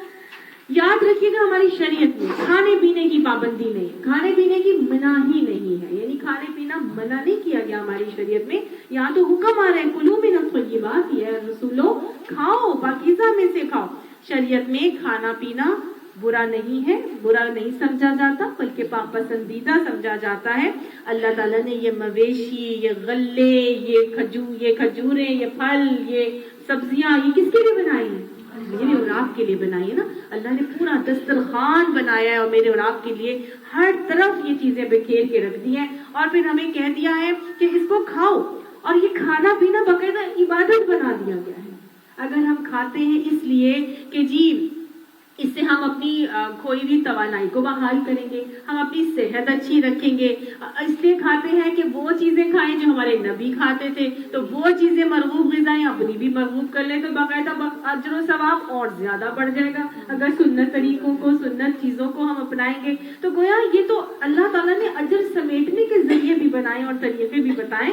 تو گویا اللہ تعالیٰ نے کہیں بھی کھانے پینے کو منع نہیں کیا. ٹھیک ہے، اللہ کا حکم ہے کلو، کھاؤ بھائی کھاؤ. ایک جگہ بس یہ کہ اللہ تعالیٰ کچھ آداب، کچھ سلیقے انداز ہمیں سکھاتا ہے. ایک جگہ آتے کلو واشربوا ولا تسرفوا، کھاؤ اور پیو لیکن اسراف نہ کرنا، زیادتی نہ کرنا. بہت زیادہ نہیں، نمک ہی کھائے جا رہے ہو، چینی ہی کھائے جا رہے ہو، آئلی فرائیڈ ہی کھائے جا رہے ہو، ایسے نہ کرنا. کافی ہی پیے جا رہے ہو تو بیماریاں لگ جائیں گی. بھائی کھاؤ بھی پیو بھی لیکن اسراف نہ کرو. ایک جگہ آتا ہے یا ایھا الذین آمنوا کلوا من الطیبات مما رزقناکم، طیبات میں سے کھاؤ، جو طیب چیزیں ان میں سے کھاؤ، وہ رزق جو ہم نے تمہیں دیا ہے. لیکن ساتھ ساتھ کیا کرو؟ واشکروا للہ، اللہ کا شکر بھی کرو. ان کنتم ایاہ تعبدون، اگر تم اس کی عبادت و بندگی کرتے ہو تو اس کا شکر بھی ادا کیا کرو. اس رب نے تمہیں اتنی چیزیں دی ہیں. یہاں کہا جا رہا ہے کلوا من الطیبات، طیب کھانا. ایک جگہ اور آتا ہے کلوا حلالا طیبا، حلال کھاؤ اور طیب کھاؤ. تو گویا حلال کچھ اور ہے، طیب کچھ اور ہے. ٹھیک ہے نا؟ حلال کچھ اور ہے اور طیب کچھ اور ہے. حلال کیا ہے؟ حلال وہ ہے جس کو اللہ نے میرے اور آپ کے لیے حلال کیا ہے. ٹھیک ہے نا؟ اللہ تعالیٰ نے کچھ چیزوں کو قرآن پاک میں، یعنی سورہ مائدہ میں ہم پڑھتے ہیں، سورہ انعام میں بھی، کہ اللہ تعالیٰ نے حرام کیا ہمارے اوپر کچھ چیزیں.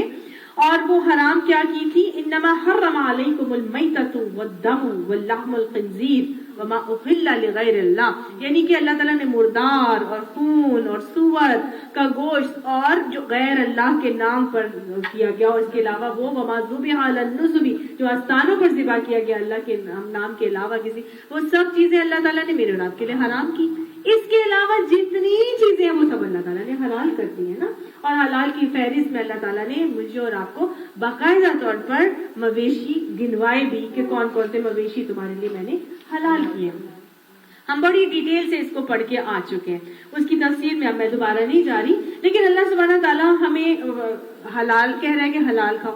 اب چیزیں تو حلال ہیں. سپوز ہم بکری کا گوشت کھا رہے اور وہ ذبیح نہیں ہے تو وہ بھی کیا ہو جائے گا؟ حرام ہو جائے گا.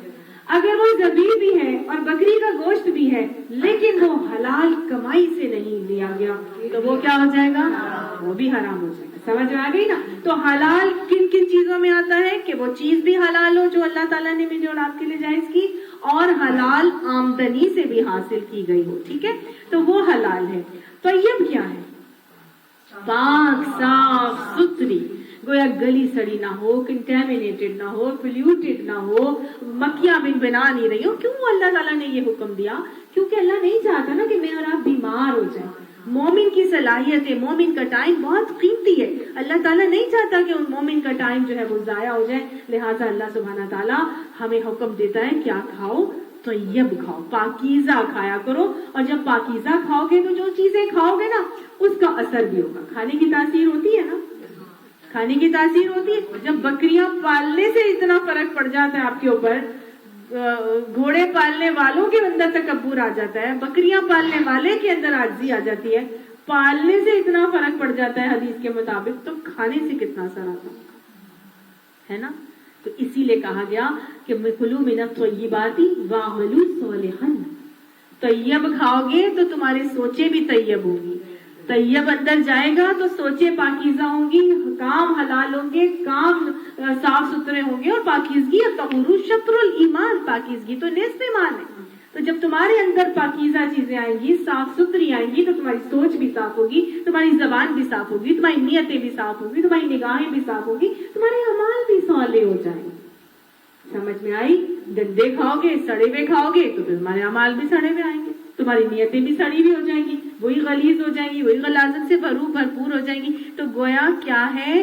کھانے کا اثر ہمارے اوپر ہوتا ہے. لہٰذا اچھا کھائیں گے، پاکیزہ کھائیں گے، حلال طیب کھائیں گے، اسراف نہیں کریں گے، اللہ کا شکر ادا کریں گے، تو پھر ایک نیکی کے بعد اللہ تعالیٰ نیکیوں کی توفیق دیے چلے جاتے ہیں. پھر کیا ہوتا ہے؟ وَاعْمَلُوا صَالِحًا، اور عمل کرو نیک. اللہ ہمیں حلال کی پہچان عطا فرمائے. اللہم اکفنی بحلالک عن حرامک واغننی بفضلک عمن سواک. اللہ اپنے علاوہ کسی کا محتاج نہ کرنا. اللہ رزق حرام کی پہچان بھی عطا فرمائے اور رزق حرام سے بچنے کی توفیق بھی عطا فرمائے. بعض لوگ دنیا میں کمائے جاتے ہیں، ٹھیک ہے یار کیا ہے، گورنمنٹ جاب لگی ہوئی ہے، کماؤ کچھ نہیں ہوتا، رشوت بھی لے رہے ہیں، اوپر کی آمدنی بھی لگی ہوئی ہے، بس تھوڑے عرصے کی بات ہے، پھر ریٹائر ہو جائیں گے، ختم ہو جائے گا تو کوئی بات نہیں. بات کسی نے کیا دیکھا، آخری عمر میں جا کے مسجد بنوا دیں گے، آخری عمر میں جا کے کوئی ہاسپٹل وغیرہ میں یہ چیزیں رکھوا دیں گے. کرتے ہیں نا ایسے لوگ. یہ سب چیزیں حرام کی اس کیٹیگری میں آتی ہیں. پھر ان چیزوں کا کوئی فائدہ نہیں ہونا. اللہ تعالیٰ فرماتا ہے اللہ پاک ہے اور پاک ہی مال کو قبول کرتا ہے. حرام مال سے دیا گیا صدقہ بھی اللہ قبول نہیں کرتا. اگر رزق تمہارا حرام ہوگا تو لاکھ تم دیتے رہو اللہ کی راہ میں، وہ قبول ہی نہیں ہونا. سمجھ آتی نا؟ تو رزق حلال کرنا بہت ضروری ہے. جو شخص حدیث میں آتا ہے، جو شخص ایک نوالا جانتے بوجھتے حرام کا کھائے گا اس کی 40 دن کی نمازیں قبول نہیں ہوں گی. اور وہ گوشت جو حرام رزق پر پلا ہے وہ جہنم ہی کے لائق ہے. وہ گوشت جنت کیا ہے، وہ جو حرام رزق پر پلا ہے جنت اس پر حرام تو گویا اتنی ضرورت ہے کہ ہم اگر ہم چاہتے ہیں کہ ہماری دعائیں قبول ہوں، ہمارے صدقات قبول ہوں، ہماری عبادات قبول ہوں، تو ہمیں اپنا رزق حلال کرنا پڑے گا. حضرت عبداللہ بن مسعود آپ صلی اللہ علیہ وسلم کے پاس آئے اور انہوں نے آ کے رسول اللہ صلی اللہ علیہ وسلم سے پوچھا، حضرت سعد بن ابی وقاص نے، کہ یا رسول اللہ صلی اللہ علیہ وسلم مجھے کوئی ایسا عمل بتا دیں کہ میری دعائیں قبول ہونے لگ جائیں. ہم سبھی چاہتے ہیں ہماری دعائیں قبول ہوں. آپ نے فرمایا اپنا رزق حلال کر لو، مستجاب الدعوات ہو جاؤ. آج ہم کہتے ہیں ہماری دعائیں قبول نہیں ہوتی. آپ سے باقاعدہ ایک آدمی کا نقشہ پیش کیا کہ ایک شخص ہے، وہ بڑا مسافر ہے، بڑا مظلوم ہے، بڑا گندا حال ہے، اور جیسے ایک حاجی کا ایک نقشہ ہوتا ہے کہ وہ آتا ہے بڑا لمبا سفر کر کے، کہ اس کے مٹی اور اٹا ہوا پورا، اور وہ اللہ سے ہاتھ مانگ کے دعا کرتا ہے الہی الہی، تو اللہ تعالیٰ اس کی دعا کیسے قبول کرے گا، جبکہ وہ کھانا جس پہ وہ پلا ہے وہ بھی حرام، جو لباس اس نے پہنا ہے وہ بھی حرام، جو پانی وہ پیتا ہے وہ بھی حرام. تو پھر اس کی دعا کیسے قبول ہوگی؟ لہٰذا نہ دعائیں قبول، نہ صدقے قبول، کچھ بھی قبول نہیں ہے. تو کتنی ضرورت ہے کہ پھر ہمارے رزق حلال ہوں، کیونکہ رزق حلال ہوں گے تو عمل صالحا ہوں گے، رزق حرام ہوگا تو صالح عمل ہوں گے ہی نہیں اول تو، اور اگر ہوں گے بھی تو وہ قبول ہی نہیں ہوں گے. جیسے کہ میں نے ابھی آپ کو بتایا، کوئی بات نہیں، کیا ہوا بعد میں جا کے مسجد بنوا دیں گے، ہے نا، تو پھر قبول بھی نہیں ہوتے. اللہ سبحانہ تعالیٰ ہمیں رزق حلال عطا فرمائے، فراغت عطا فرمائے، اور رزق اللہ تعالیٰ اپنی راہ میں بھی خرچ کرنے کی توفیق نصیب فرمائے. اس کے علاوہ ایک اور چیز ہے کہ عمل صالحاً بھی کرو، یعنی کہ اتنا کھاؤ کہ تم اعمال کے قابل بھی رہ جاؤ. اب ہم طیب بھی کھا رہے ہیں، پاکیزہ بھی کھا رہے ہیں، حلال بھی کھا رہے ہیں، لیکن پھر اتنا زیادہ بس یار خوری کر رہے ہیں کہ پھر اب ہم سے سانس بھی لینا مشکل ہو گئی ہے. سمجھ میں آئی؟ تو اتنا کھاؤ کہ اعمال کر سکو، بس یار خوری سے بچا کرو. ولا تسرفوا والی بات یہ ہے کہ اتنا زیادہ نہ کھا لو. مومن ایک آنت کھاتا ہے اور شیطان 7 آنتیں کھاتا ہے، یاد رکھیے گا. تو سوچ لیجئے جب بھی کھانا آپ کے سامنے آتا ہے نا، تو سوچا کریں کہ یہ میں ٹوٹل ہے جو میں کھا سکتی ہوں، ٹھیک ہے، اس میں سے بس اتنا کھاؤں گی جو 7th پورشن ہوگا. سمجھ آئے؟ آپ 2 پلیٹیں کھا سکتی ہیں سپوز، تو آپ نے کتنی کھانی ہے؟ آدھی. سمجھ آئی؟ یہ ہے 7 آنتیں اور 1 آنت کو سمجھنے کا ایک انداز اور طریقہ. ہاں، تو اس کو ہلکی ہلکی آرام سے وہ جو سیٹائٹی ہے نا اس کو کنورٹ. میں خود بھی کھاتی ہوں، یہ بات نہیں ہے کہ میں نہیں، میں صرف آپ کو سمجھا رہی ہوں اور بتا رہی ہوں. اگر ہم اس چیز پر عمل کریں گے نا کہ میں اتنا کھا سکتی ہوں اور میں نے اتنا نہیں کھانا، کتنا کھانا ہے؟ 1 آنت کھانا ہے 7 میں سے. تو اگر 7 آنتیں شیطان کی تھی جو میں بہت پیٹ بھر کے کھاؤں گی تو بس سانس بھی نہیں لی جا رہی. تو پھر اب جب ہم جاتے ہیں بوفے وغیرہ میں، جہاں پہ ہوتی ہے بوفے، تو وہاں پہ ہم کتنا کھا کے آتے ہیں؟ وہ میکسیمم ہوتا ہے دیٹ وی کین ایٹ. ایسا ہی ہے نا، شادیوں پہ بھی میرا خیال اتنا نہیں کھاتے، جب بوفے میں جاتے ہیں نا تو بہت کھا کے آتے ہیں، پیسے دے کے آتے ہیں نا وہاں پر. تو پھر انسان کہتے ہیں میں جتنا میکسیمم کھا سکتا ہوں کھا لوں. اب اس سے آپ اندازہ کر لیں کہ آپ میکسیمم کتنا کھاتے ہیں. پھر میٹھا بھی کھا لیتے تھے، صحیح بات بتائی انہوں نے، وہ بھی ختم کر کے میٹھا بھی کھا لے، اور پھر حالت کیا ہو جاتی وہ ہم سب جانتے ہیں ایک دوسرے کی، ٹھیک ہے نا. تو بس 3 جگہ بنا لے، پانی، ہوا اور کھانا. وہ بہت مشکل ہوتا ہے سوچنا کہ ایک حصے میں پانی، ہوا اور کھانا. پریکٹیکل کی بات کرنی چاہیے نا، وہ چیز جو ہمارے لیے پریکٹیکلی پاسبل ہو. آپ 3 آپ پانی ایک تو پہلے پی لیجیے، سب سے بڑی بات ہے کہ پانی پہلے پی لیجیے، یہ بھی سنت طریقہ. اور اس کے بعد پھر آپ نے اتنا ڈالنا ہے جتنا 7th حصہ ہو، ٹھیک ہے نا اس کا. بس تھوڑا تھوڑا کھائیں، بات کھا لیں، کوئی بات نہیں. لیکن بس یہ ہے کہ یہاں پر یہ چیز بتائی. تیسری بات یہاں پہ یہ سوچنے کی ہے کہ اتنا نہ کھانا لگ جاؤ کہ بس تمہاری زندگی ہی کھانا بن جائے، کہ بس کھانا ہی بس بن رہا ہے، کھانا ہی کھانا. آپ سے فرمایا تھا نا عائشہ کہ تو چاہتی ہے کہ تیری ساری زندگی کھانا ہی بن جائے. آج ہماری ساری زندگی کھانا بنی ہوئی، لٹرلی، ہے کہ نہیں؟ یہ پکا لوں، وہ بنا لوں، پھر یہ کر لوں. بچوں کی ڈیمانڈ نہیں ختم ہوتی کیونکہ ان کو پتہ ہے نا کہ بنا کے دینے والی کوئی موجود ہے. تو بس یہ ہے. تو گویا اتنا کھاؤ کہ بس ایک دفعہ کچن میں جاؤ اور بناؤ اور بس اتنے کو ہی رکھو. یہی بات ہے کہ یہاں پر اللہ سبحانہ تعالیٰ نے من اور سلوہ جو اتار کے دیا تھا، حضرت موسیٰ علیہ السلام کی قوم کو تو کیا دیا تھا؟ سنگل ڈش دی تھی نا. ایک میٹھا تھا، ایک نمکین تھا، ایک من تھا، ایک سلوا. سلوا بٹیر تھے نمکین، اور من میٹھا. ٹھیک ہے نا؟ تو گویا میٹھا بھی ہے، نمکین بھی ہے، لیکن سنگل ڈش ہے. تو پوری کوشش کرنی چاہیے کہ ہماری زبان کے چسپی کم سے کم ہو. ضرور بدل بدل کے کھا لیں، لیکن ایک وقت میں ایک ہی ڈش کی عادت ڈالیں. سادگی جتنی زیادہ ہماری زندگیوں میں آئے گی، اللہ سبحانہ تعالیٰ اتنے ہی ہمیں فطرت کے قریب رکھیں گے اور اتنا ہی زیادہ ہم اللہ کی شکر ادا کر سکیں گے. آپ صلی اللہ علیہ وسلم نے فرمایا تھا کہ میں یہ چاہتا ہوں کہ ایک وقت کھاؤں. عائشہ فرماتی نبی صلی اللہ علیہ وسلم نے کبھی پیٹ بھر کے کھانا نہیں کھایا. تو ایک وہاں فرماتے تھے کہ میں یہ چاہتا ہوں کہ میں ایک وقت پیٹ بھر کے کھاؤں اور ایک وقت فاقہ کروں.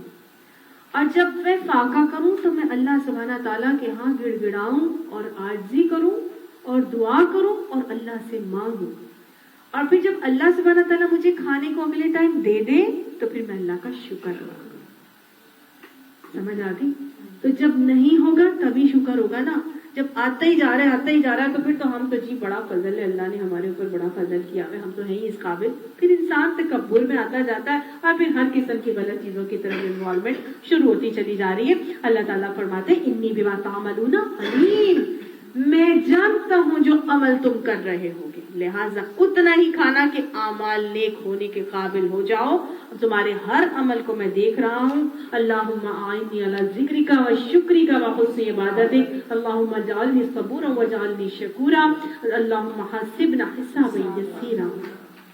اور یہ تمہاری امت ایک ہی امت ہے اور میں تمہارا رب ہوں، بس مجھے سے تم ڈرو. مگر بعد میں لوگوں نے اپنے دین کو آپس میں ٹکڑے ٹکڑے کر لیا. آپس میں ٹکڑے ٹکڑے کیا مطلب تھا؟ اللہ نے تو ایک ہی دین بنایا تھا. دین کیا تھا؟ ان الدین عند اللہ الاسلام. اللہ نے سب کو مسلم ہی بنایا، دین ایک ہی بنایا. لیکن کیا ہوا؟ لوگوں نے بعد میں آپس میں دین کو ٹکڑے ٹکڑے کر لیا اور ہر گروہ کے پاس جو کچھ ہے اسی میں وہ مگن ہے. دین کو ٹکڑے ٹکڑے کرنے کا کیا مطلب ہے؟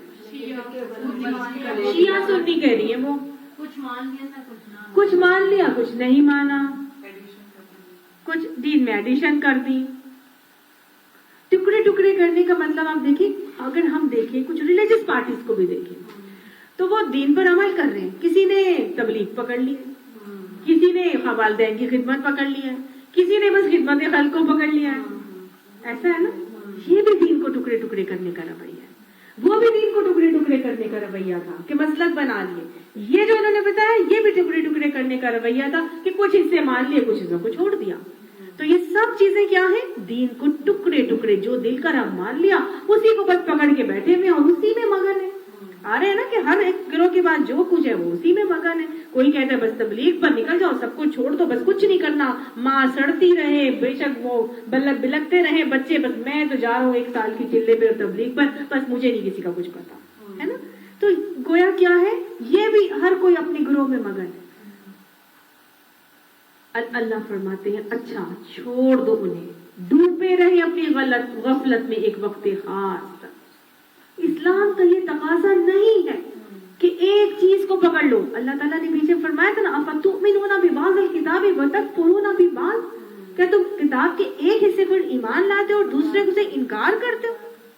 جب تم گھر میں اپنے بچوں کو چھوڑ کے چلے جاؤ گے، بیوی کو چھوڑ کے چلے جاؤ گے، تو تم نے ان کے حقوق تو پورے ہی نہیں کیے. والدہ تمہاری بیمار تھی، تم نے تو اس کی دوائی دارو کا کچھ کیا ہی نہیں. تم نے اس کی جواب دہی نہیں کرنی، وہ بھی تمہارے فرائض میں تھا، ہے نا. تو اللہ تعالیٰ فرماتا ہے کہ ایک حصے کو ایمان لانا اور دوسرے کو انکار نہیں کرنا. کیا دین کا حکم ہے؟ ادخلوا فی السلم کافہ، پورے کے پورے اسلام میں داخل ہونا.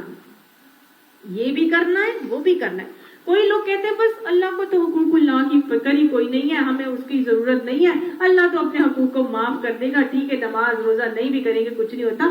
حقوق العباد بڑا اہم ہے، اخلاق بڑا اچھا ہونا چاہیے بس. بے شک نبی صلی اللہ علیہ وسلم نے فرمایا کہ تم میں سے بہترین وہ ہے جس کے اخلاق اچھے. لیکن دونوں حقوق اللہ اور حقوق العباد یہ دونوں ہمارے کمپلسری سبجیکٹس ہیں. یاد رکھیے گا، ایک چیز اگر چھوٹ گئی تو دوسرے کے اوپر صرف اور صرف فلاح نہیں ہونی. نمازیں نہیں پڑھی تھی اس کا حساب دینا پڑے گا، روزے نہیں رکھے تھے اس کا حساب دینا پڑے گا، کیونکہ قرآن میں ہے وَلِتُكْمِلُوا الْعِدَّةَ، تاکہ تم اپنے چھوٹے ہوئے روزوں کی تعداد پوری کرو، ٹھیک ہے نا. پردہ نہیں کیا تھا تو حساب دینا پڑے گا، ٹھیک ہے. ہاں جی میرا اخلاق بہت اچھا ہو جائے، نہیں بھی. ایک خاتون کہتی ہے میں پردے دار نہیں تھی، کہنے لگی میں جنت میں جا کے دکھاؤں گی، یہ لوگ اتنے سارے پردے کرتے ہیں اور شادیوں میں بھی پردے کر کے بیٹھے، میں بھی جنت میں جا کے دکھاؤں گی. چیلنج. کس چیز کا ناز، کس چیز کا غرہ ہے اور کس چیز کا ظلم ہے. ہاں پردے دار کو نہیں پتا کہ پتہ نہیں اس کی کوئی تکبر اللہ تعالیٰ کو اتنا برا لگ جائے کہ اس کا وہ عمل بھی ضائع ہو جائے، اللہ نہ کرے. لیکن دونوں چیزیں ضروری ہیں.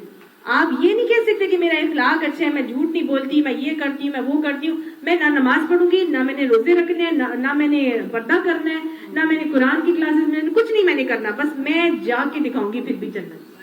ایسے نہیں ہو سکتا. یہ بھی کرنا ہے وہ بھی کرنا ہے اور پھر ڈرتے رہنا ہے، اللہ سے ڈرتے رہنا ہے.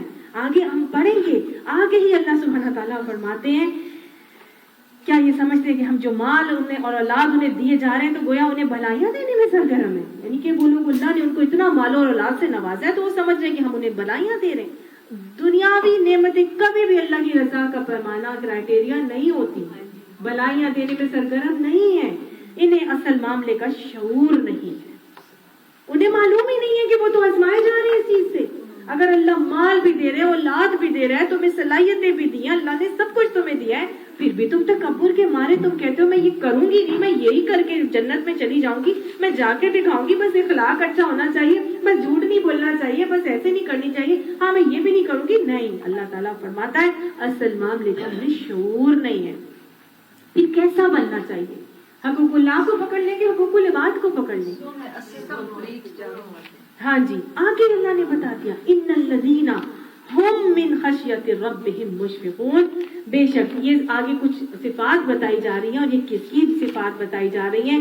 بھلائیوں کی طرف دوڑنے والوں کی. فہم لہا سابقون.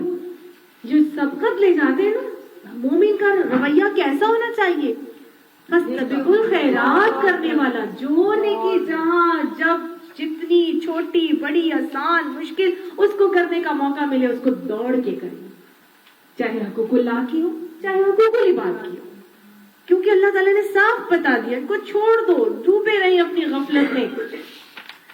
اور اصل معاملے کا ان کو شعور ہی نہیں ہے. یہ جو ہم ان کو اتنا کچھ دے رہے ہیں تو ہم کیا ان کو بھلائیاں دے رہے ہیں؟ نہیں، بھلائیوں کی طرف سبقت کر کے انہیں پا لینے والے تو در حقیقت وہ لوگ ہیں جو اپنے رب کے خوف سے ڈرتے رہتے ہیں، مشفقون ہوتے ہیں، اپنے رب کی خشیت رکھتے ہیں. میں نے ابھی آپ کو بتایا تھا نا خشیت کس کو کہتے ہیں؟ کہ جب رب کی معرفت ہو جاتی ہے، جب رب کی پہچان ہو جاتی ہے، جب ہم رب کو اپنا محسن تسلیم کر لیتے ہیں نا، تو پھر وہ خشیت کا ایک لیول ہوتا ہے کہ انسان کے لیے گناہ کرنا مشکل ہو جاتا ہے، کیونکہ وہ رب کی ناراضگی سے ڈرتا ہے.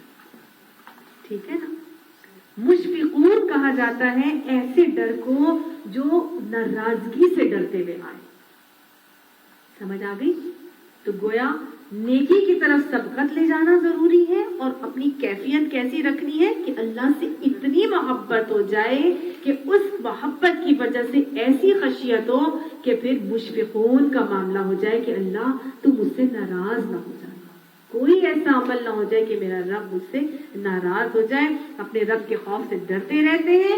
یہ وہ لوگ ہوتے ہیں جو اپنے رب کی آیات پر ایمان بھی رکھتے ہیں، رب کے ساتھ کسی کو شریک بھی نہیں کرتے، اور جن کا حال یہ ہوتا ہے کہ دیتے ہیں جو کچھ بھی دیتے ہیں اور دل ان کے اس خیال سے کانپتے رہتے ہیں کہ ہمیں اپنے رب کی طرف پلٹنا ہے. گویا دیتے ہیں اور دیتے ہوئے ڈرتے رہتے ہیں. جو کچھ بھی دیتے ہیں، کیا دیتے ہیں بھائی رب کو؟ اتنا عظیم رب، اتنا بڑا محسن، اتنا کچھ مجھے نواز رہا ہے. ابھی تو اللہ تعالیٰ نے اپنی سے کچھ انداز ہمیں اور آپ کو بتائے یہاں پر، وہ اتنا بڑا محسن اتنی چیزوں سے مجھے اور آپ کو نواز رہا ہے. اتنی چیزیں کہ جان دی ہوئی اسی کی تھی. حق تو یہ ہے کہ حق ادا نہ ہو. اللہ کو اگر اپنی جان بھی دے دے تو وہ کہیں گے کہ حق تو یہ ہے کہ حق میں ادا نہیں کر سکتی. اللہ تو نے مجھے اتنی نعمتوں سے نوازا اور دیتے ہیں جو کچھ بھی دیتے ہیں اللہ کی راہ میں، جو کچھ بھی دیتے ہیں سب سے پہلی بات تو یہ کہ اپنی زندگی کا ہم کون سا حصہ اللہ کو دیتے ہیں؟ بڑھاپے کا، جب ہم کسی کام کے نہیں رہتے ہیں۔ اپنی زندگی کی بہترین چیزیں جو ہمیں، اپنی نیند بہت پیاری ہوتی ہے، کیا ہم نے کبھی اللہ کے لیے اس کو وقف کیا؟ وہ جو صلاحیتیں ہمیں بہت اچھی لگتی ہیں، محبوب ہیں، جن کے اوپر میں دنیا میں پتہ نہیں کتنا بڑا نام کما سکتی ہوں، کیا یہ صلاحیت میں نے اللہ کے کام کے لیے، اللہ کے کلمے کو بلند کرنے کے لیے استعمال کی ہے؟ وہ اولادیں جو ہماری دنیاوی اعتبار سے کسی معاملے کے کام کی نہیں رہتی، ان کو ہم کہتے ہیں اس کو مدرسے میں ڈال دو، ہے نا؟ ہم دیتے ہیں تو کون سی چیز دیتے ہیں؟ حابیل قابیل میں سے کس کی قربانی قبول ہوئی تھی؟ حابیل کی۔ کیوں ہوئی تھی؟ اس نے خالص نیت سے بہترین چیز اللہ کی راہ میں قربان کی تھی۔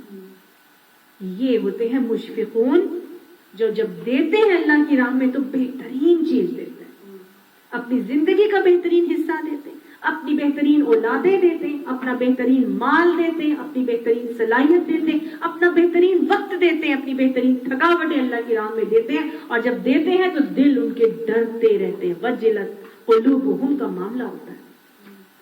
دل کیوں ڈر رہے ہیں بھائی؟ اتنی چیزیں دے رہے ہیں اللہ کو، اتنا اچھا دے رہے ہیں، کیوں دے رہے ہیں؟ دل ان کے اس خیال سے کامتے رہتے ہیں کہ ہمیں اپنے رب کی طرف پلٹ کر جانا ہے، کہ اتنا بڑا رب ہے، اتنا عظیم محسن رب ہے، جب میں اس سے ملوں گا تو میں اس کے لیول کی چیز نہیں اس کو دے سکتی۔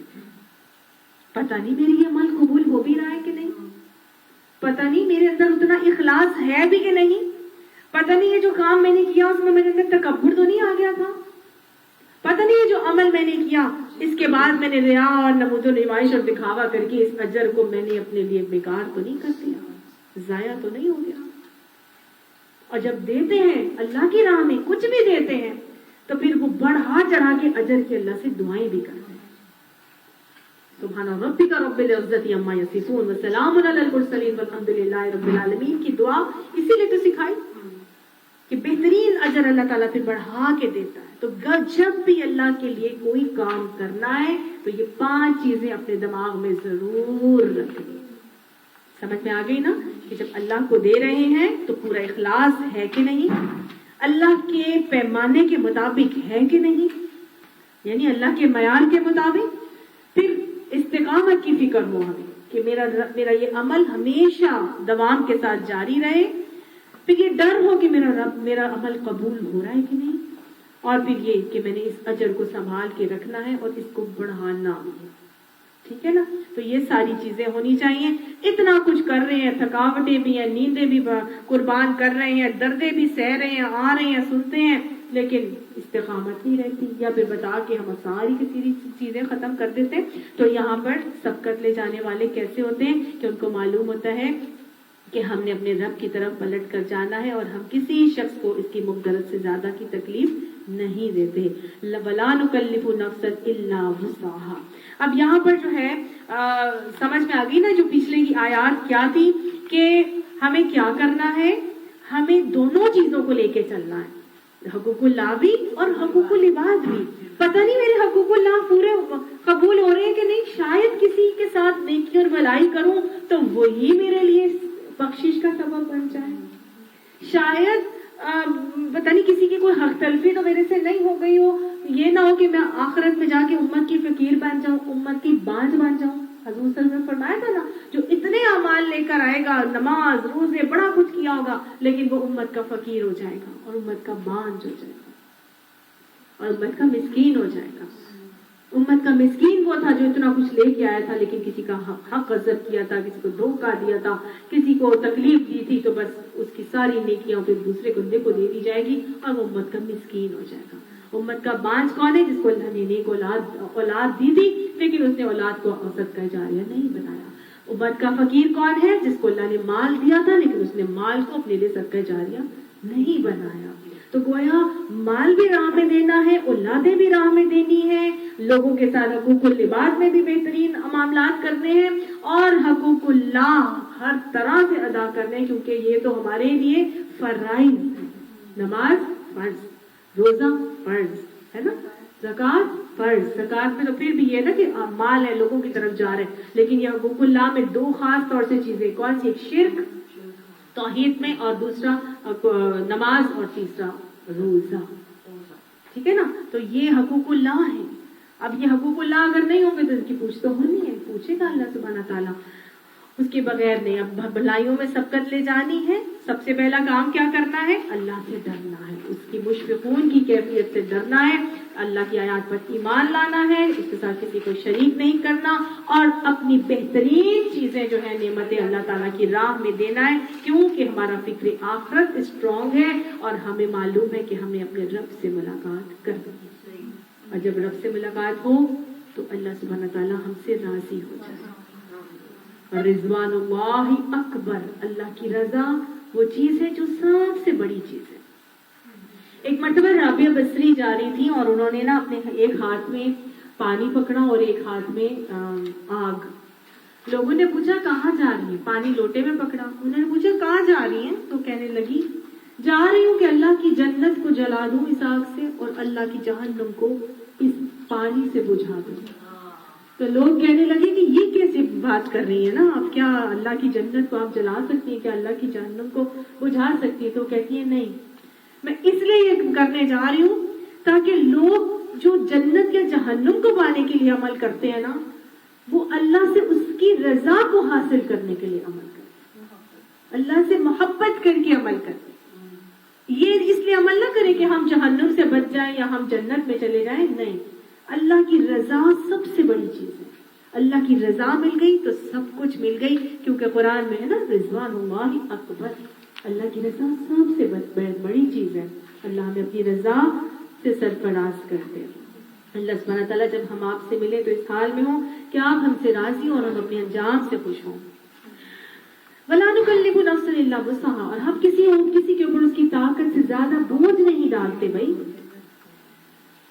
اللہ سبحانہ تعالیٰ نے یہ آسان اور سہل دین مجھے اور آپ کو بھیجا. حضور صلی اللہ علیہ وسلم نے فرمایا میں سہل اور آسان دین لے کر بھیجا گیا. قرآن میں آتا ہے لا اکراہ فی الدین، دین میں کوئی زبردستی نہیں ہے. یہاں پڑھ رہے ہیں کہ کسی کو اس کی استطاعت سے زیادہ مکلف ہی نہیں کرتے ہم. تو گویا اللہ سبحانہ تعالیٰ نے کسی اندھے سے نہیں پوچھنا کہ آپ قرآن روز کیوں نہیں پڑھتے تھے، کسی معذور سے نہیں پوچھنا کہ باجماعت نماز میں کیوں شامل نہیں ہوتے تھے، کسی مفلس غریب مسکین سے نہیں پوچھنا کہ تم اتنا لاکھوں کا صدقہ کیوں نہیں کرتے تھے. ہے نا؟ جتنا جس کو اللہ تعالیٰ نے عطا کیا ہے اس سے اسی حساب سے سوال کیا جائے گا. جس کے پاس نہیں ہے اس سے تو پوچھا ہی نہیں نا جائے گا.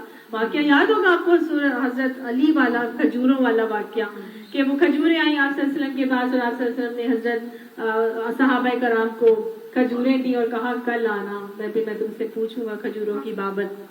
حضرت علی کو صرف ایک کھجور دی، ان کا دل بہت خراب ہو رہا تھا کہ مجھے صرف ایک کھجور دی جبکہ میں تو ان کا داماد بھی ہوں، اتنا قریب بھی ہوں، رشتے دار بھی ہوں، مجھے ایک ہی کھجور دی ہے. اگلے دن جب سب آئے تو آپ صلی اللہ علیہ وسلم نے گرم تپتی ریت پر اتنا بڑا پتھر رکھوایا اور کہا کہ ننگے پاؤں اب آتے جاؤ اور اس پہ کھڑے ہوتے جاؤ اور مجھے بتاتے جاؤ کھجوروں کا کیا کیا تھا. اس وقت سب صحابہ کرام جن کو زیادہ دی تھی ان کو زیادہ دیر لگ رہی تھی حساب دینے میں.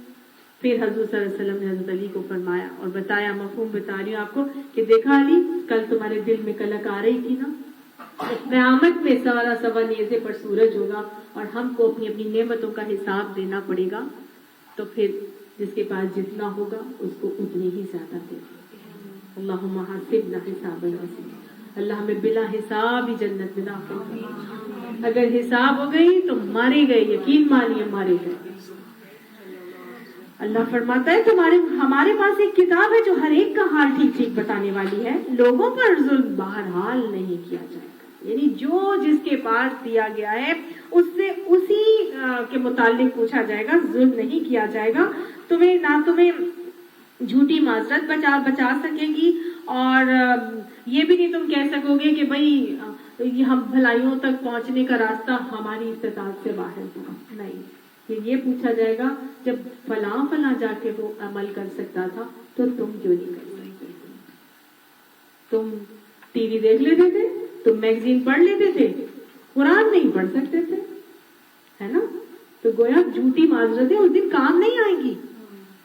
اللہ تعالیٰ فرماتا ہے لوگوں پر ظلم نہیں کیا جائے گا. جتنا مکلف اللہ نے تمہیں پڑھنا لکھنا سمجھا دیا, دعوت قرآن پہنچا دیے, سواریاں تمہارے پاس ہیں, صحت سلامتی الحمدللہ, مہلت عمل موجود ہے, کیوں نہیں جا کے پڑھا تھا قرآن؟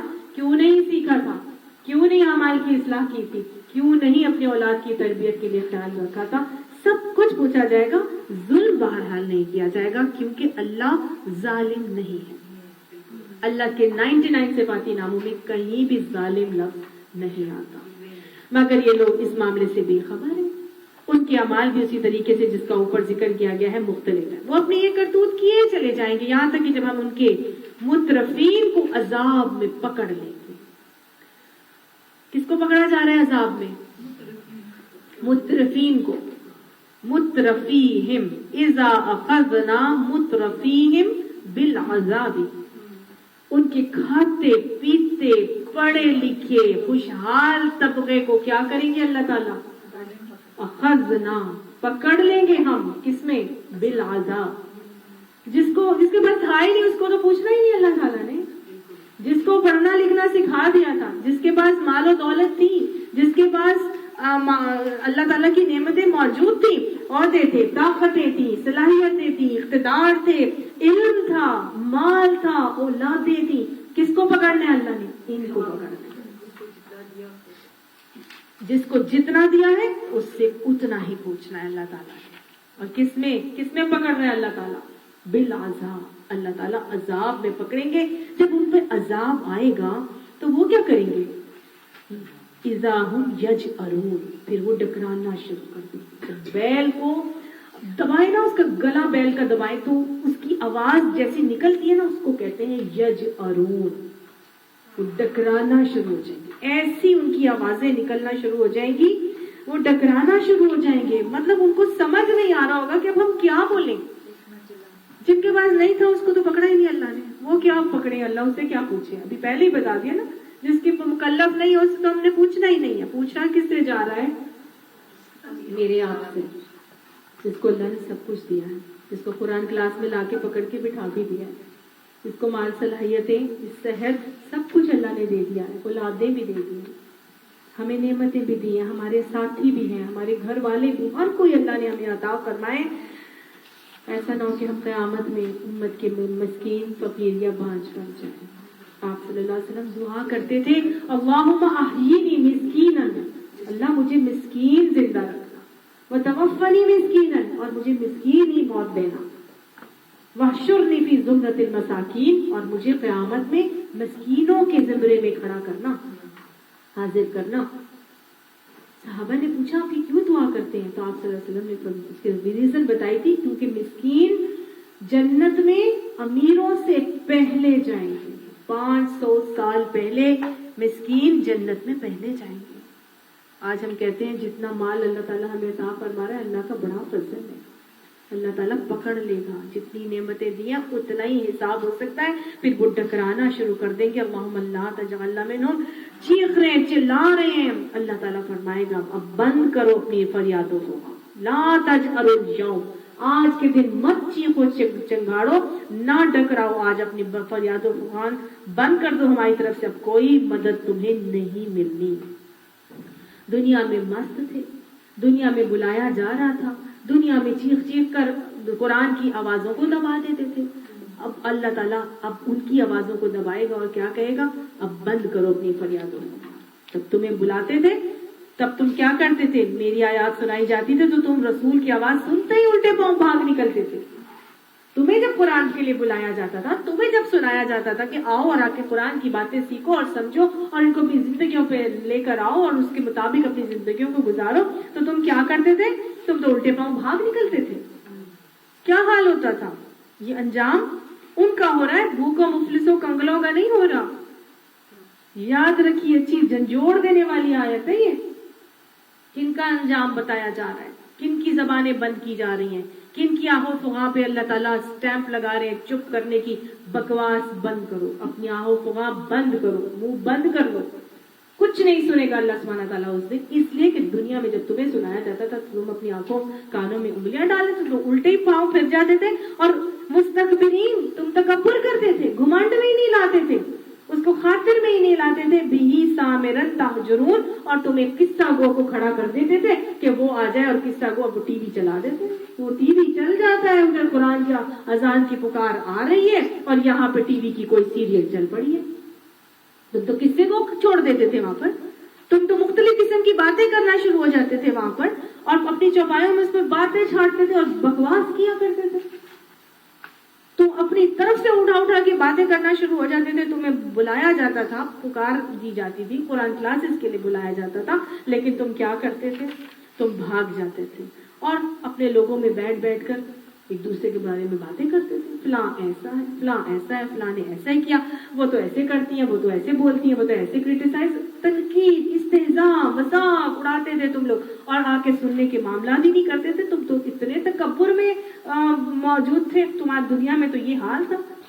تو اللہ تعالیٰ آگے فرماتا ہے, تو کیا ان لوگوں نے کبھی اس کلام پر غور نہیں کیا, یا وہ کوئی ایسی بات لایا جو کبھی ان کے اسلاف کے پاس نہیں آئی تھی؟ یعنی قرآن میں ہر وہی بات ہے جو پہلے بھی اللہ تعالیٰ نے ہمیں بتائی تھی, یا یہ اپنے رسول سے کبھی کے واقف ہی نہ تھے کہ انجانا آدمی ہونے کے باعث اس سے بدکتے ہیں, یا اس بات کے قائل ہیں کہ وہ مجنون ہے, یعنی کہ نبی صلی اللہ علیہ وسلم کے اوپر اعتراضات تھے. نہیں, بلکہ وہ حق لایا ہے, حق ہی ان کی اکثریت کو ناگوار ہے. اور حق اگر کہیں ان کی خواہشات کے پیچھے چلتا تو زمین اور آسمان, ان کی ساری آبادی کا نظام درہم برہم ہو جاتا. یعنی حق تمہاری مرضی کے مطابق نہیں چل سکتا. اگر تمہاری مرضی کے مطابق حق ہونے لگا تو تم نے تو اپنی مرضی کے مطابق یہی کرنا تھا کہ نہ تم نے کسی کو وراثت دینی تھی, نہ تم نے جو ہے وہ کسی کو مال آگے تقسیم کرنا تھا, نہ تم نے جو ہے وہ شراب کو اپنے لیے جائز کر دینا تھا, تم نے ہر قسم کی حرام کو اپنے لیے حلال کر لینا تھا. تمہاری اگر مرضی کے مطابق زندگی گزاری جاتی تو پھر تو تم ہر قسم کی چیزیں جو اللہ نے تمہارے لیے منع کی ہیں, تم نے تو انہی کو اپنے لیے جائز کرنا تھا. اور انسان ایسے ہی قرب قیامت میں آپ نے فرمایا تھا نا کہ لوگ زنا اور ریشم کے نام رکھ کے نئے نام رکھ لیں گے اور اس کو اپنے لیے حلال کر لیں گے, ہے نا. تو زنا کو بھی حلال کر لیا گیا, شراب کو بھی حلال کر لیا گیا, موسیقی کو بھی حلال کر لیا گیا. موسیقی کیا ہے؟ روح کی غذا بنا دی. ریشم حلال کر لیا, روز سلک پہنتے سارے مرد پہنتے. سونے کو بھی حلال کر لیا, انگوٹھیاں پہنتے ہیں مرد. تو انسان کے مطابق اگر حق چلتا تو کبھی ایسے نہیں ہوتا کہ وہ حق پہ حق پر کر کے چلتا. وہ تو پھر دنیا میں اپنی مرضی کی زندگی گزارتا اور پھر زمین میں فتنہ فساد ہی ہوتا اور ساری آبادی کا نظام درہم برہم ہو جاتا. نہیں, بلکہ ہم ان کا اپنا ہی ذکر ان کے پاس لائیں اور وہ اپنے ہی ذکر سے منہ موڑے ہوئے. قرآن میں ہمارا ذکر, ہماری باتیں, قرآن کا موضوع انسان ہے. سمجھ آئی؟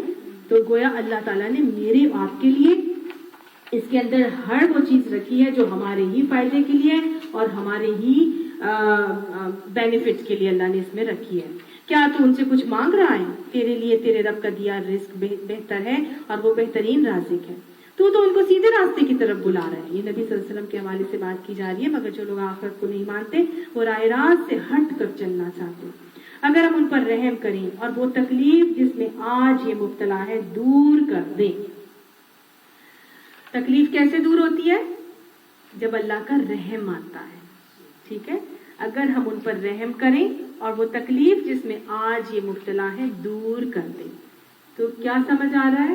تکلیف کیسے دور ہوتی ہے؟ جب اللہ کا رحم ہوتا ہے اور اللہ کی مرضی سے دور ہوتی ہے. ٹھیک ہے, تکلیف آتی جیسے مرضی ہے, یا تو اللہ کی طرف سے یا ہمارے اپنے قصد و عمل کے اوپر آتی ہے. لیکن دور کیسے ہوتی ہے؟ اللہ کی رحمت آتی ہے اور اللہ کا حکم آتا ہے اور وہ تکلیف دور ہوتی ہے. تو اللہ تعالیٰ نے ایک رویہ یہاں دکھایا ہے کہ جب تکلیف جس میں تم مبتلا ہو اس کو ہم اپنی رحمت سے دور کر دیں گے تو یہ اپنی سرکشی میں بالکل ہی بہک جائیں گے. تو ایک غلط رویہ بتایا جا رہا ہے کہ تکلیف دور ہو رہی ہے اور انسان کا رویہ کیا ہے کہ وہ سرکشی میں بہتا چلا جا رہا ہے. یہ رویہ اللہ کو پسند نہیں ہے. جب بھی اللہ تعالیٰ کی طرف سے کوئی رحمت کا نزول ہو, کوئی تکلیف دور ہو, کوئی آسانی آئے تو اسے سرکشی میں جانے کے بجائے کیا کرنا ہے؟ شکر ادا کرنا ہے اور اللہ کے قریب ہونا ہے. حضرت عمر نے فرمایا تھا نا, وہ تکلیف جو تجھے رب کے قریب کر دے وہ تکلیف اللہ کی طرف سے آزمائش ہے, اور وہ تکلیف جو تجھے رب سے دور کر دے وہ اللہ کا عذاب ہے. صحیح؟ تو یہاں رویہ یہ سکھایا جا رہا ہے کہ جب بھی تکلیف دور ہوتی ہے تو اللہ کا آزمائش کو تم نے اس کو اپنے لیے بناؤ اور اللہ کے قریب ہو جاؤ، بجائے اس کے کہ تم سرکشی میں بہکتے چلے جاؤ۔ ان کا حال تو یہ ہے کہ ہم نے انہیں تکلیف میں مبتلا کیا، یہ پھر بھی اپنے رب کے آگے نہ جھکے اور نہ عاجزی اختیار کرتے ہیں۔ تو گویا اللہ تعالیٰ کی ڈیمانڈ کیا ہے کہ جب تکلیف آئے تو کیا کرنا ہے؟ عاجزی اختیار کرنی، اللہ کے آگے جھکنا ہے، تضرع اختیار کرنا ہے، اپنی زور بازو کو سائڈ پہ کر کے اپنی ڈگیں اپنی ڈوریں اللہ کے ہاتھ حوالے کر دیں۔ سمجھ آ گئی؟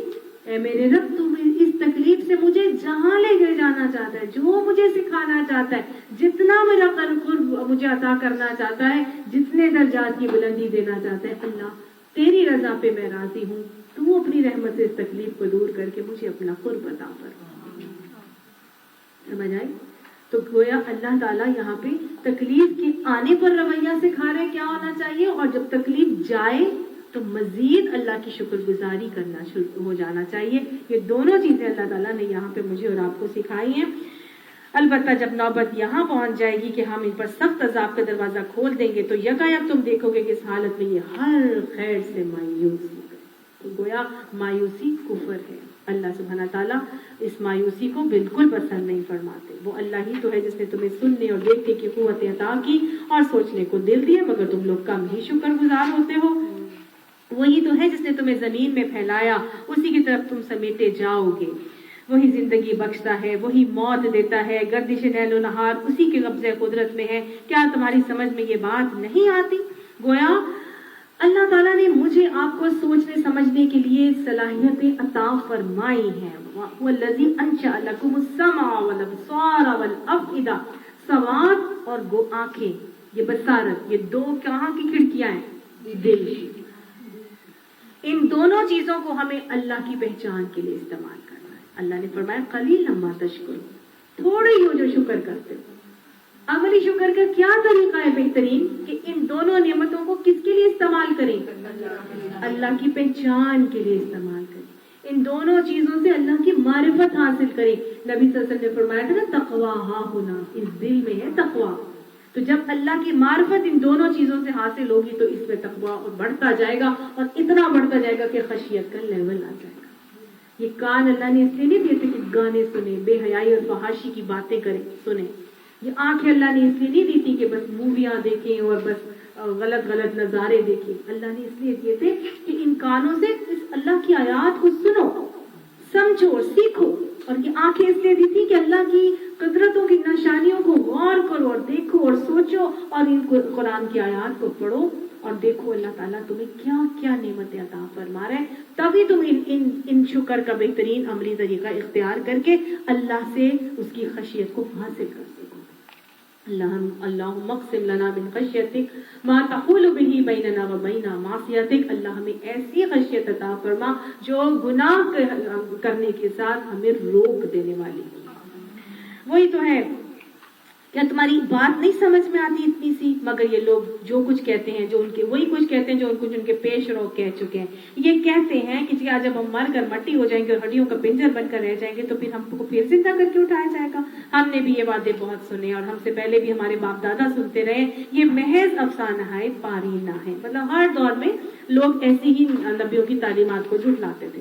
ان سے کہو بتاؤ اگر تم جانتے ہو کہ یہ زمین اور اس کی ساری آبادی کس کی ہے؟ یہ ضرور کہیں گے کہ اللہ کی، یعنی مشرکین مکہ بھی اللہ کو پہچانتے تھے اور وہ کہیں گے اللہ کی۔ کہو پھر تم ہوش میں کیوں نہیں آتے؟ ان سے پوچھو ساتوں آسمانوں اور عرش عظیم کا مالک کون ہے؟ یہ ضرور کہیں گے کہ اللہ۔